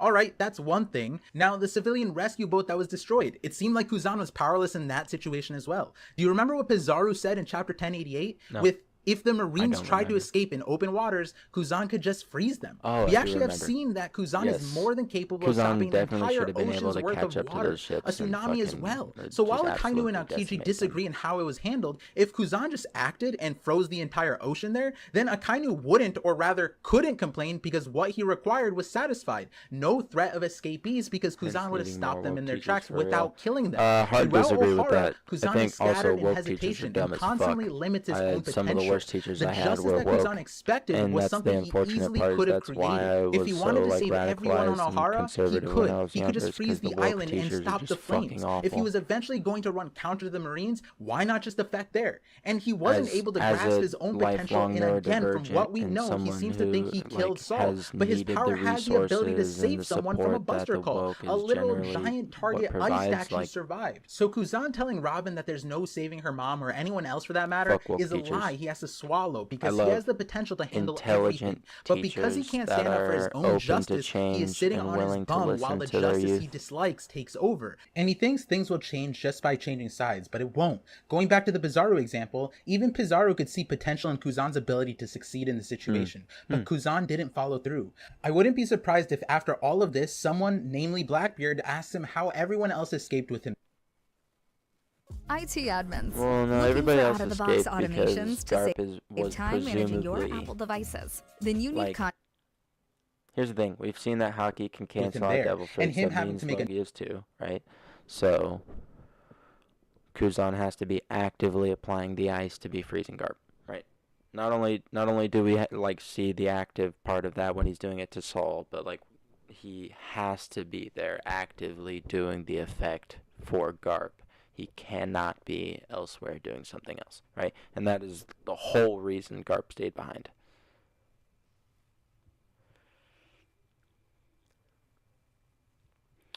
Yeah, here's the thing. All of my intelligent, really cool teachers were like, they didn't ascribe to these labels, and they really honestly hated the polarization. I don't really like picking sides or like leaning. This is what I was talking about earlier, where the people made up this rule about, oh, you're left or you're right. It's like, are there only two fucking directions in the universe? Sorry? No. Fuck you. I have the ability to have complex, contradictory emotions and thoughts. No, I'm a human being.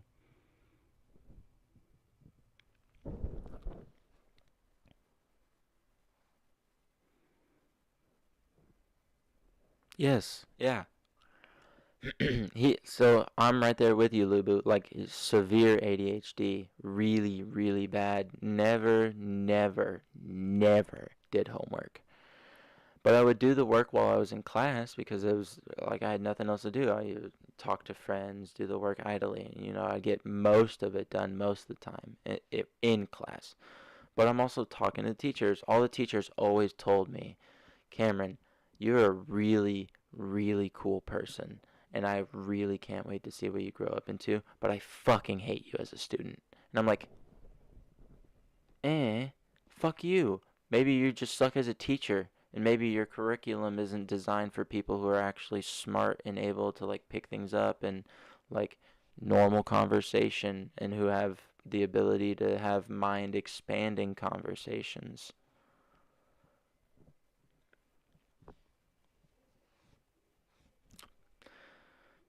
Yeah. Yeah. Bro, just people just be tripping, especially unfortunately in my experience, the woke teachers and people who believe themselves to have earned a position of authority. Like school administrators were the worst. There were so many times I went off on the deans. Like, yeah. Let's watch this video. Another excuse like he did with O'Hara. And I think it makes sense that he doesn't want to have to stop all the Marines. He doesn't believe in what he's doing right now to the fullest extent, but he is stopping Garp out of obligation, as he says. So again, in the overall handling of Sword's invasion of Pirate Island, Kuzan's potential is hampered because he has to go against what he truly wants to do. And Saul asks a really important question at O'Hara, which is, are you proud? Are you proud of what you are doing? I think those words to Kuzan really hit home with what I think Kuzan has an issue with. He can't be honest with himself, because if he were, then he would have no hesitation in being able to answer that question. Hence, lazy justice. And I think this question will end up framing it really well. If Kobe were in Kuzan's shoes at O'Hara, what would he have done? And I think the answer, the tough answer that Kuzan won't want to acknowledge, is that Kobe at almost all stages would have probably done what Kuzan wishes he did himself. Now, Kobe might not have had the power to overcome it at every stage, but that's the difference. Regardless of Kobe's potential, he will max himself out standing for what he believes in. He could be a feather in the face of a volcano, and he would buy a few seconds with his life on the line happily. And what makes it more painful for Kuzan is that he probably knows how capable he is. And so then it begs the question again of why is Kuzan like this? I think it's complicated, but I really think Oda will focus heavily on this character arc and the future dynamic Kuzan has with his past relationships. One thought I did have is that it's because Kuzan doesn't understand the meaning of Garp's lesson. Garp's lesson, which is something I will dissect heavily in a different video, is essentially the prioritization of potential. Age being a hefty determination for potential in his hypothetical, but a lot of people even in discussion through the inevitable question. The old man was a great guy, and so what if the kid you prioritize becomes a criminal? And that's the part I think Kuzan has an issue with. He has a fear of making a mistake based off of his personal justice that might cause a major problem down the line. And we can see that plain as day in the Robin example on O'Hara. Kuzan saved the potential, which was Robin, but he counteracted himself by putting the fear of God in her at the same time. He kind of takes his lack of control out on Robin here and says, I have decided to let you escape from this island. This seed that Saul protected, I wonder what she will grow up to be. You can begrudge whoever you wish, but for now, just be grateful that you have your life. And from hereafter, live like a recluse. I have drawn lines of ice in the sea, and if you keep going ahead in your little boat, you will make landfall. And remember this, I am not an ally. If you attempt anything, I will be the foe who will come after you first. And the weight of this scene is big, because it displays how Kuzan is operating. He tells a child to be grateful for their life as if this Imagine being a cop, rolling up to a family's house, murdering all of them.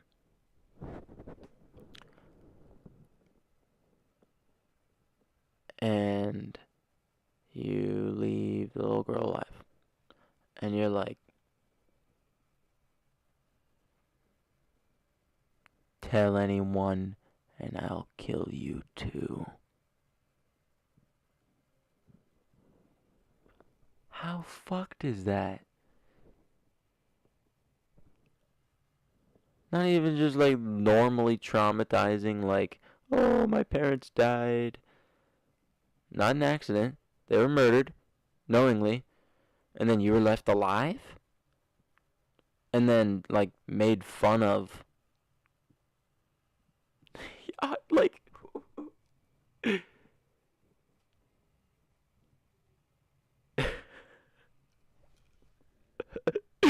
Yeah, wait, Aokiji kind of is a bitch. Situation that any child should find themselves in, but also the premise of how he saved her. With Fiverr, you can hire top-rated freelance experts in a variety of AI services. Alternatively, you could just become an AI expert yourself. Begin by learning acronyms like NLP, NLG, and ANN. Spend hours writing countless prompts. And finally, stay up to date in a field that's constantly evolving, even at this very moment. Yeah, and dude, that's this crazy. moment. And this moment. Yeah, I And, definitely yeah, think that just there's a hire a potential freelancer. for Kuzan to awaken Victor is just weak. slash start strengthening his conqueror's hockey from this point forward, right? Yeah, traumatized, spoken lightly.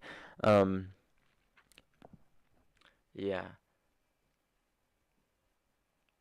yeah. Conquerors. Kuzan has the opportunity to awaken and or potentialize, like start actually reaching into his bag of conquerors now. You know, like everybody, I think all the top tiers probably have it. And I think what we're seeing with a lot of these recent chapters with some of these top tiers in these deeper explorations and expositions from their character, like Buggy, like Kuzan, like Garp, that like there is a time, like if your will is broken or hurt like permanently, or your goal is set to a place where you feel like you can't reach it, then your conqueror's hockey is like limited, like you can't use it, like it's just gone, right? It's almost like it doesn't exist, it's latent. And then you go through these things of strengthening your will and realizing, oh no, I can put my all into this. I can move with the weight of a glacier, right? Like I should be sweeping and crushing and frigid and just unhaltable, right? Like, you know, like the potential for him to have Conqueror's hockey is much higher in my mind now that we're seeing that he has something that he is willing to bid on, you know? Like, you have to be pretty lost to murder like an island of people and then leave someone alive and like Joker them, you know? You have to be, yeah, you have to be pretty fucking lost. And then when you finally get purpose, you kill your mentor, Garp.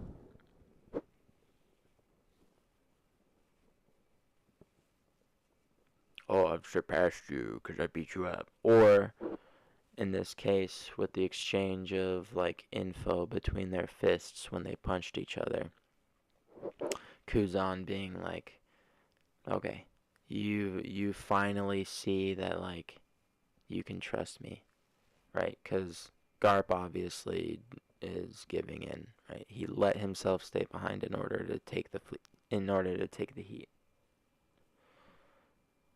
Yeah, definitely, right? And it's more likely now that we're seeing like strength of resolve in his character, right? I think it makes more sense if he kills Garp like Snape killed Dumbledore. No, no. And the reason I say no is because J.K. Rowling is a really bad writer. I hate her writing style, and a lot of her story things just really irked me. And in this case, Kuzan could be killing Garp, and that would be a fitting end, and it would be a lot more actualized and better realized than the comparison that you made. No,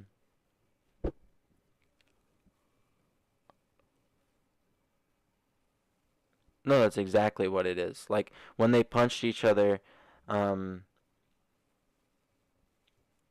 yes, I believe that too, Ronnie. Kobe's battleship bag story will inspire Kuzan, in your opinion? Yes, I agree with that to some extent, but I also think that Kobe's just honesty, impact, and the faith that Garp has in him will be enough to inspire Kuzan.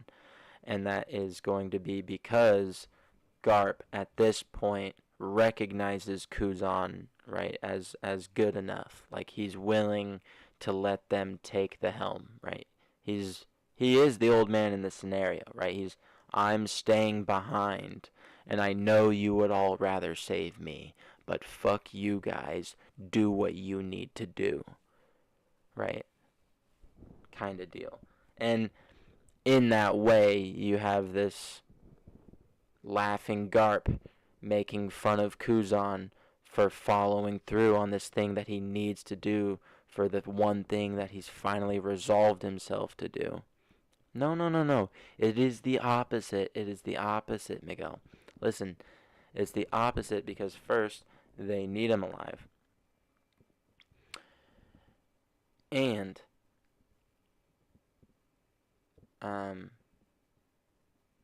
and Garp is letting him do it. He is willingly giving himself and giving Kuzan a reason to let civilians go. Right? He's not making him have to kill more. He is not making him have to be a worse person.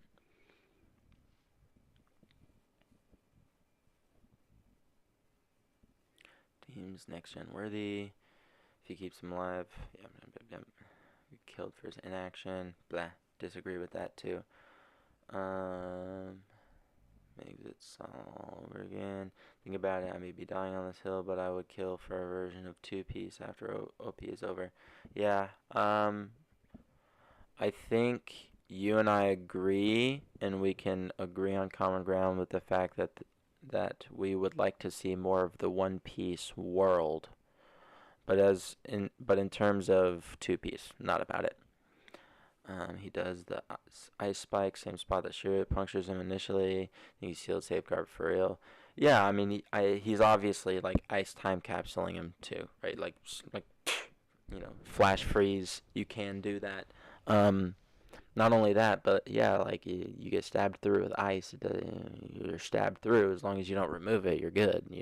Anything that penetrates you, as long as it doesn't pull back out. Pause. Actually, we don't say pause in Philly.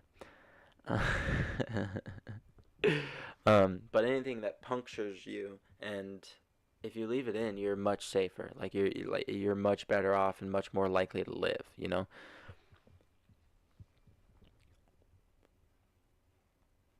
What? Y'all are tripping, bro. Definitely not Boofy. Exactly. Definitely not Boofy. As long as it's done right, HH. No. I don't think they can do it right. Nobody can do it right. That's why you don't do it. You just have other stories set in One Piece. Monsters is a great example of what they're doing, and I think it's fucking ingenious to take his one-shots or like past clips of history and animate it. It's just I think that's the really good idea that they're gonna make bank with.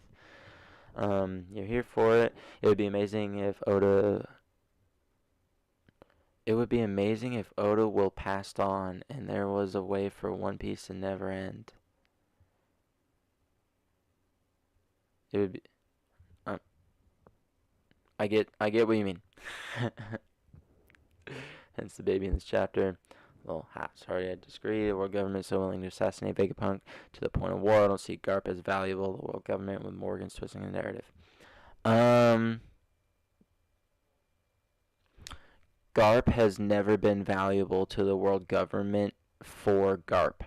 Garp has been valuable to the world government for his name and the public perception and persona that they have of him, and the superhero that they can make, and the martyr that he could be.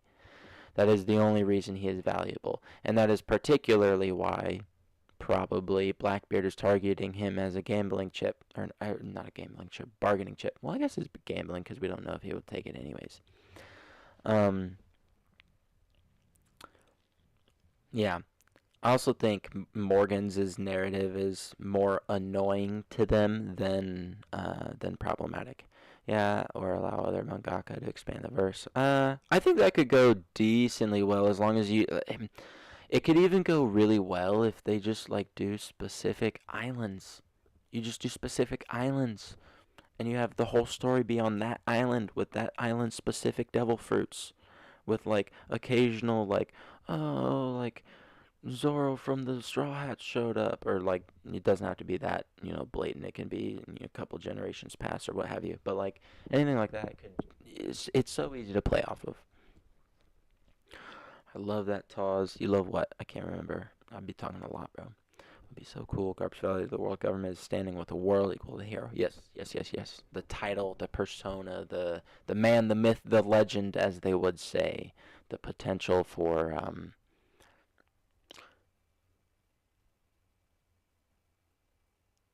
Garp is going to turn into a devil fruit. And it's going to be the fist no me. Or the punch fruit.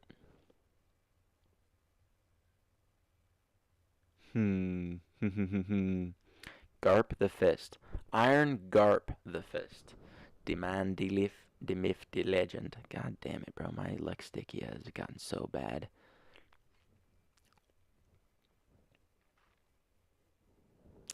Yeah, good shit. Okay, how long have we sat here, paused, talking about random shit, me talking to chat? Weird. He saves her putting expectations on what her potential will be and unilaterally decides on what her best course of action Bo is, determined which is to her live like future a and then recluse, cursed and her it's too. symbolized by what he does next. In the vast free oceans where normally you can go in any direction you want and make any choices you want, he forces her to go down a narrow line because that is the future he sees for her. If she doesn't stay within those lines, he will be the foe who will come after her first. And now you compare this to Garp, his mentor. Garp literally begged for all of the seeds he fostered to become Marines, but did he become their foe immediately when they didn't? At the end of the day, potential isn't something you determine because it is limitless, and justice should guide potential by example, not by force, because that's what villains do. And that takes us to Kuzan's line about how Garp raises a lot of enemies. And I think that stark contrast is important because it seems like Kuzan would smother potential just for being on the opposite side, whereas Garp prioritizes good people first. And something Kuzan may realize soon is that good people exist anywhere and everywhere, regardless of their uniform. Going back to Saul's line, it seems like Kuzan is unsure of the future that can be created with his immense influence. And so rather than asking himself whether he would be prideful of his past actions, he hampers his future potential with his potential regret of a possible future that is out of his control, which ultimately creates the same result of a past that he is not proud of. And all of that is one direction Oda can go. But I think another focus that has the potential to get highlighted is that Kuzan might have a hero complex. He thinks Garp is super cool and looks up to the hero of the Marines wanting to be one himself, yet Kuzan has yet to be that or gain that title. Yet Kobe has. And that's an important thing. You can't choose to be a hero. You simply become it. But in Kuzan's case, we see him praising Garp for not going for promotion specifically to the admiral level. And yet, while praising that decision, we see him becoming an admiral himself. Instead of reflecting on why his mentor chose that decision, he seems to be expecting to accomplish something by getting promoted, but realizing that he is stifled by the position in the way that Garp foresaw, which was that he would lose his freedom to act in a way that would make himself proud. Garp declined because he would lose freedom, and it seems like that loss of freedom that Kuzan has right now, where he has to care about his image as an admiral, which is probably a large reason as to why he left the Marines in the first place. And ultimately, his future is now shaken, and that's the thing about Ice. It's Corlon 4203 PAI or polyamide imide is an unfilled, imidized amorphous thermoplastic commonly used in high temperature and high performance structural applications. Key properties include a thermal operating range of negative 328 to 500 degrees Fahrenheit, high strength and... Sorry, Parvision, for skipping all the ads, man. Wait, does it hurt his algorithm if I skip the ads?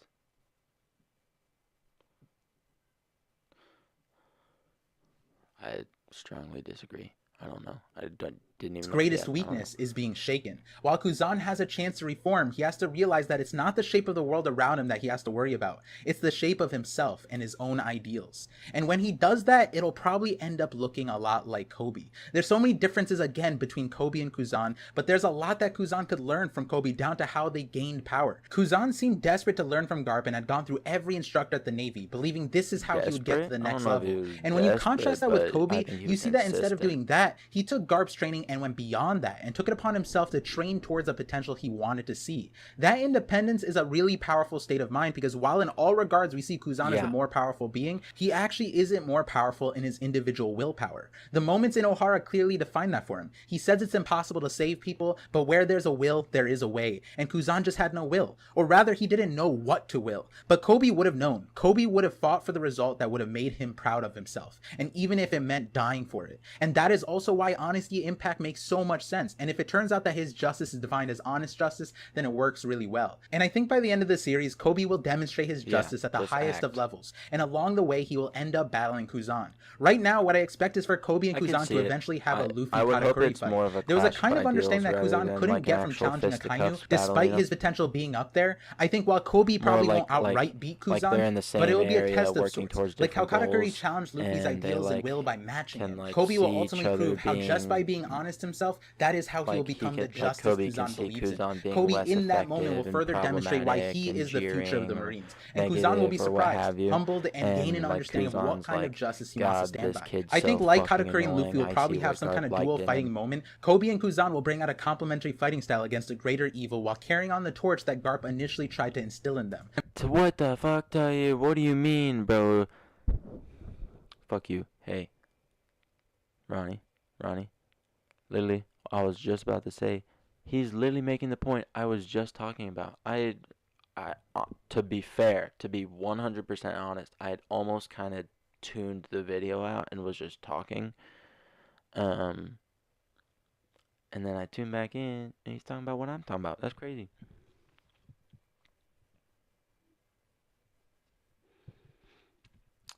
No, so listen, this is like, it's the dichotomy of like people wanting to be the hero, right? Like, if you want to be a hero, can you really ever be a hero? Because you're doing it for yourself, you know?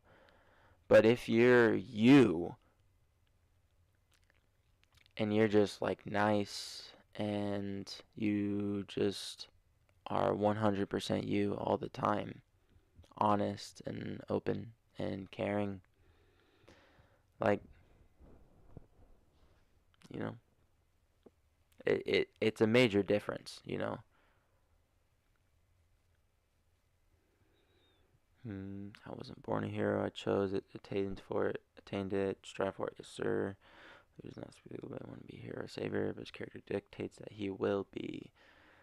Yeah, because his actions, what he does, how he acts, and that he does it without hesitation means that he's not thinking about it. It's not for his gain. He doesn't want to be a hero, so it's not out of desire to be good. He just is good, right? Like, yeah. Luffy is selfishly selfish, or selfishly selfless. It's different. Yeah, it's more like, he is, it's like he's pure, right? For the lack of a better term. I hate that term, right? He doesn't have any intentions about his actions. He's literally just doing what he wants. And most of the time, that is for the betterment of everybody around him. That is, like, being nicer to everybody and all this stuff. And it occasionally one-offs into, like, oh, I took a chicken wing off your plate, you know, type of stuff.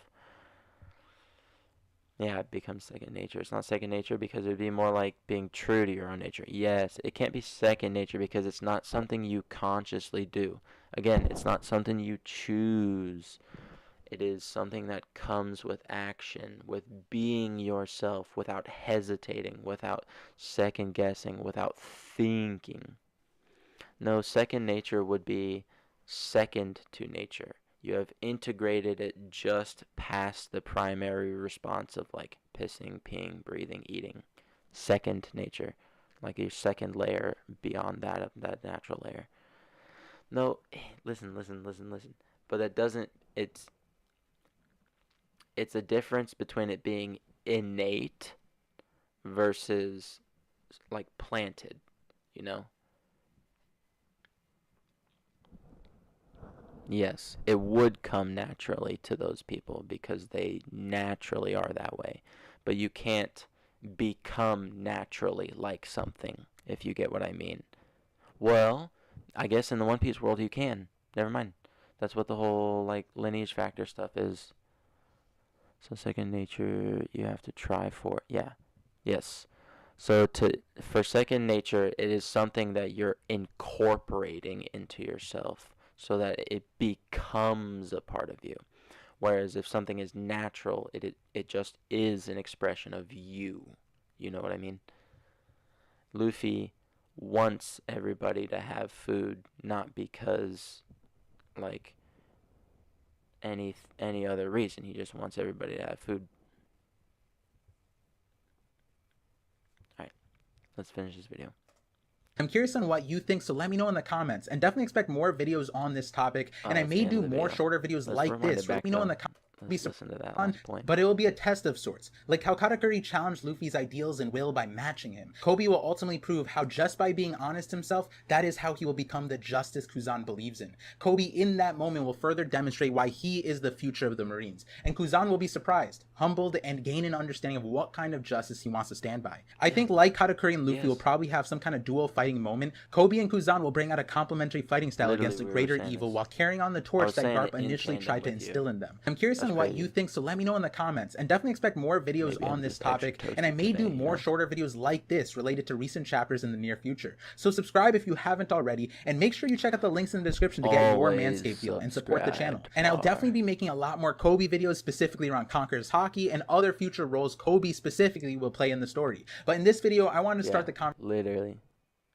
around Kuzan because the way I see it right now, Kobe is a limitless potential that will forever use his potential to the max. Kobe isn't asking for a thanks in return, nor is he expecting everyone to live by his standards. And this dichotomy and separation in ideals or developmental positions will be an interesting thing to follow. And so, like always, thank you for connecting with me, and I'm looking forward to connecting with you all on the next part vision. Did not mean to just breathe straight into the mic, but I did. Alright, well, lads, that seems to be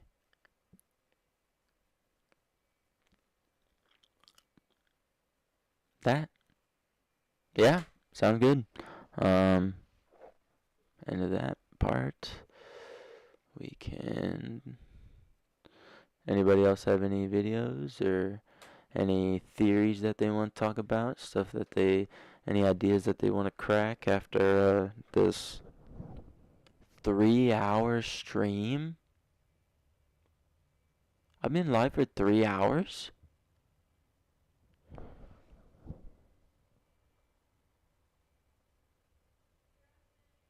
Holy fuck, no way. There's no way. That's not right.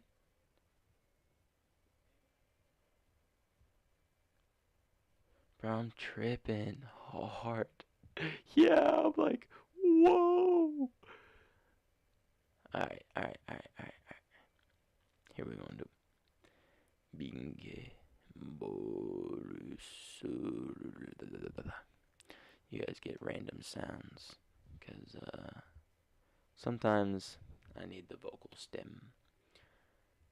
You get cooking with the chat, and that's what happened. Yes, sir, yes, sir. Alright, here's what we're going to do, boys.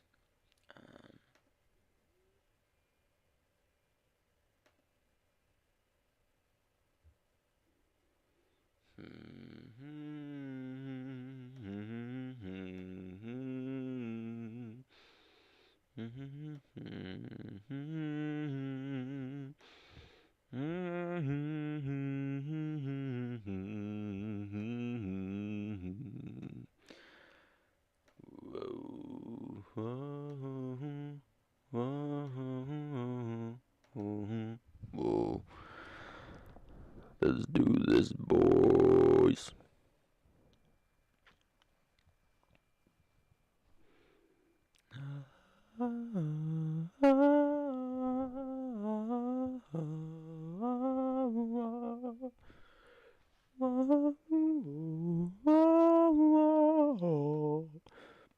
Nama. You guys get serenaded with awful music and sounds.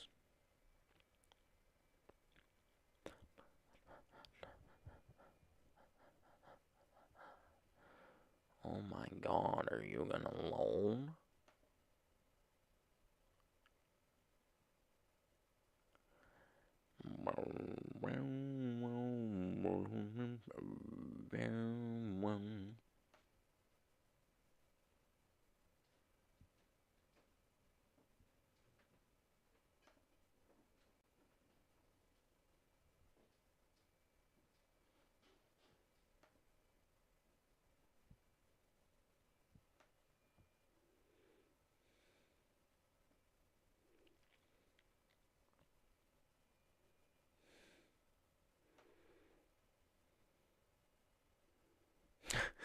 Okay. That's that.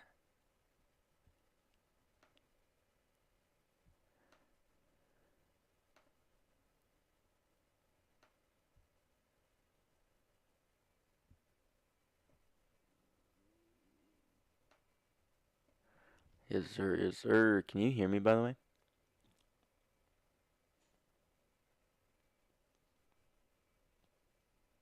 Ron?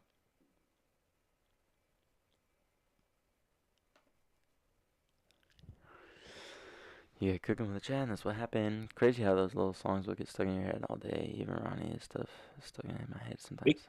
Sometimes it's like having a We can radio. hear you. Ah, We can hear you. sounds good, sounds good.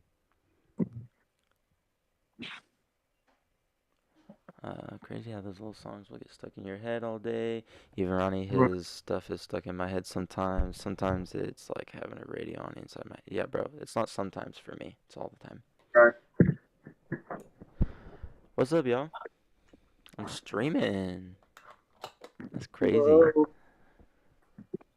Is that okay?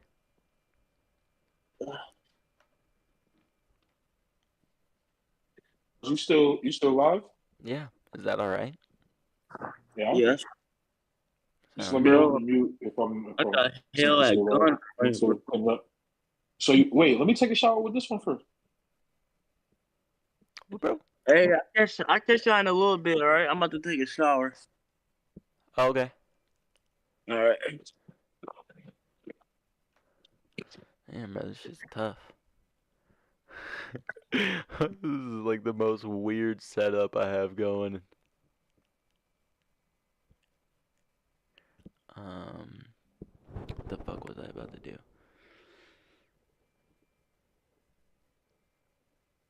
Bro, I totally forgot. Oh, okay. ADHD be like.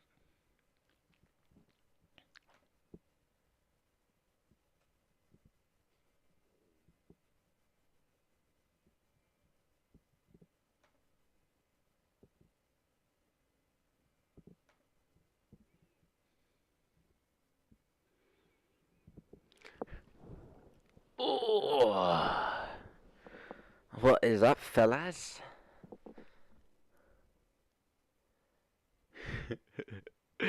Bro, my screen is scuffed right now. There's no way this is the optimal way of doing this. I'm not like doxing nobody, am I?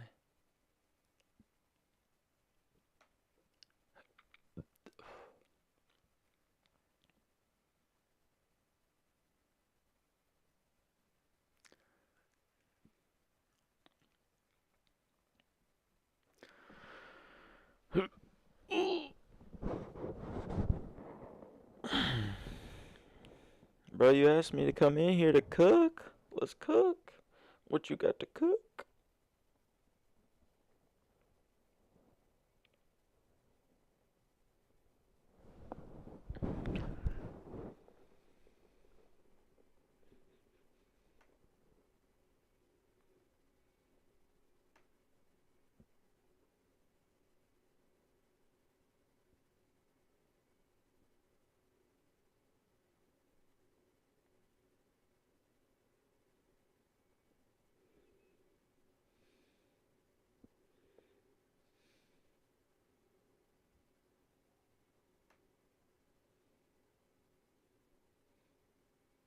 Yo ho ho, what's up, fam? What's up? What's up, big dog? So, any thoughts on my ideas that Blackbeard's been eating hearts this whole time? I think I agree with you. And yeah, I don't think there's much more to say on that. And I think I agree with you. He had a big old Whitebeard had a big old hole in his chest, and obviously Blackbeard didn't want us to see what was going on. So he threw the cloak over him, and when lifted. Also, Thatch, when Thatch died, all we saw was him laying face down, bleeding from his chest. We didn't see Blackbeard eat a fruit at all. Wait, did he wait for Thatch to eat it and then kill him? He may not have had a choice. What do you mean he So, may like, not have had a choice? So if he was like, Thatch, give me the fruit, and Thatch was like, no, fuck that shit, I'm gonna eat it right now. And he eats the fruit. So then Blackbeard only knows one other way to get like it that all power. happened in the span of like 5 minutes. Like Thatch was like, Yeah. no, fuck you. He just not fuck that. No, like Yeah. Buggy. I got you. I got you. I got you. Dude, that's So funny. it's interesting though. Almost. So like the moments we see people get their powers, the individuals we actually witness getting their powers, we also see them eat the fruit, except for Big Mom and Blackbeard. Yo, how I knew Lubu was gonna hop in and start Yes. cooking his Blackbeard shit. I agree. Eating That was the other hearts. thing I Let's was gonna go. say is that Big Mom eating Mother Caramel is like. But it's cut to black. We don't actually see what happened. You don't see what happened exactly. Well, she ate her like whole, right? Yeah, You we see, know she that, ate the whole but table, we don't the see food that. and all. Yeah, we know that, but we don't see it. You know what I mean? Oh, I saw it. What do you guys think happens to a Sea King that eats a devil fruit user?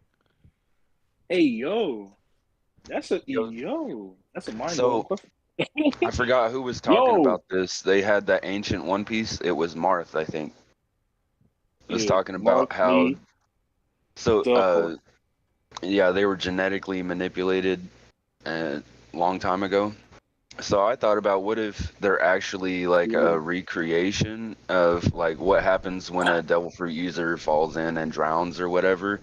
His soul is maybe brought back or recreated or generated and turns into a Sea King. So Lubu, on that, I think that they were blessed by Sun God. Like Nika fucking made them what they are. Basically, they probably were regular beasts at one point, and then it got gigantified, and then fucking made strong as shit. Like they got the Dean, because you know my whole epithet of my whole thing of what I think the D is Sun God deems who's worthy to be a follower of him and shit. So it might not stand for deem. It's more so a variable. I But forgot he who deems had. whose followers are, and he grants them abilities or power or whatever the case. Like everybody that you forgot. meet, that Luffy meets, they grow. Like whether they were a bad guy, like look at Boa, look at Bellamy, look at everybody. Look Yeah. at Cross Guild as a whole. Well, Once you get touched by the D, essentially, then you get changed from within. Yeah, Luffy, I think Yeah. definitely continuously frees people from the shackles, even the ones that they place on themselves. Yes. So what if epitome of it's liberation. actually somebody's like ability? It may not even be Luffy. So I think I don't remember who came up with this idea originally. I got this from somewhere. It's just in my head. What if Emu is the one who actually transformed all of those things into either Sea Kings or maybe even transformed Zunisha into an elephant? Could be trapped. I mean, how Zunisha's what 1,000 years old or older or over 1,000? Presumably over 1,000. Because So the predates minks Void have been Extra living Shit, on there for over 1,000 years, is what So it said. Right. what if like a more advanced version of like fucking what's her name, Sugar's power came into play, and it can just change all kinds of things into whatever the person imagines, almost like Luffy's ability. Oh, I fucks with it. like all the Sea Kings and shit are like old They used to be lost people. people. They're all Zunisha type shit. Yeah. What Oh the yeah, how you feel about cursing on your stream? huh? How you feel about cursing on your stream? Go for it. I'll try to watch my Yeah, I don't mouth. care, bro. I I split the atom all the time. I didn't even Thank think you. about that. But Yeah, but I should. Lubu, so with that being said, so you remember what I was saying about Emu? I think it's like a all for one type. Like it's all those abilities, all those powers, all those that's mixed into one type Yeah, I shit. could see And that. he could even pass it off and shit. Like he gave Gorsei their power, their ability and shit. He put their souls inside of people's bodies type shit. Like how Dax said, the Gorsei could be Joy Boy's old crew and shit. Would make Yeah, a lot like of Big Mom, sense if he but for used their bodies. powers instead. Right. So like I look at it as like I look at the Gorosei and Emu as like the Gorosei are like Zero Squad from Bleach, how they Yeah, protect the Spirit King. So also not only that, but also um like um like a Pain and Naruto type of shit where Nagato that's what we're controls seeing now. We're seeing the Zero Squad coming out. it's a Zero Squad Pain combination type shit. And then also My Hero Academia, Emu would be like the all for one, the top of the verse. Yeah. That would be crazy if Emu ended up being like an all for one situation. Or maybe not specifically, but Right. basically Something like it could be like imagination kind of bullshit, like whatever he can imagine he can basically accomplish, almost like Luffy's ability. yes. Yes. That's why in Ancient One Piece, the second one, Oda, we talked about how like when Luffy and Emu eventually fight at the end, it could go off the manga panels because That's like that's gonna be an epitome of like creation, like that's one question that One imagination Piece battle. that's one question that One Piece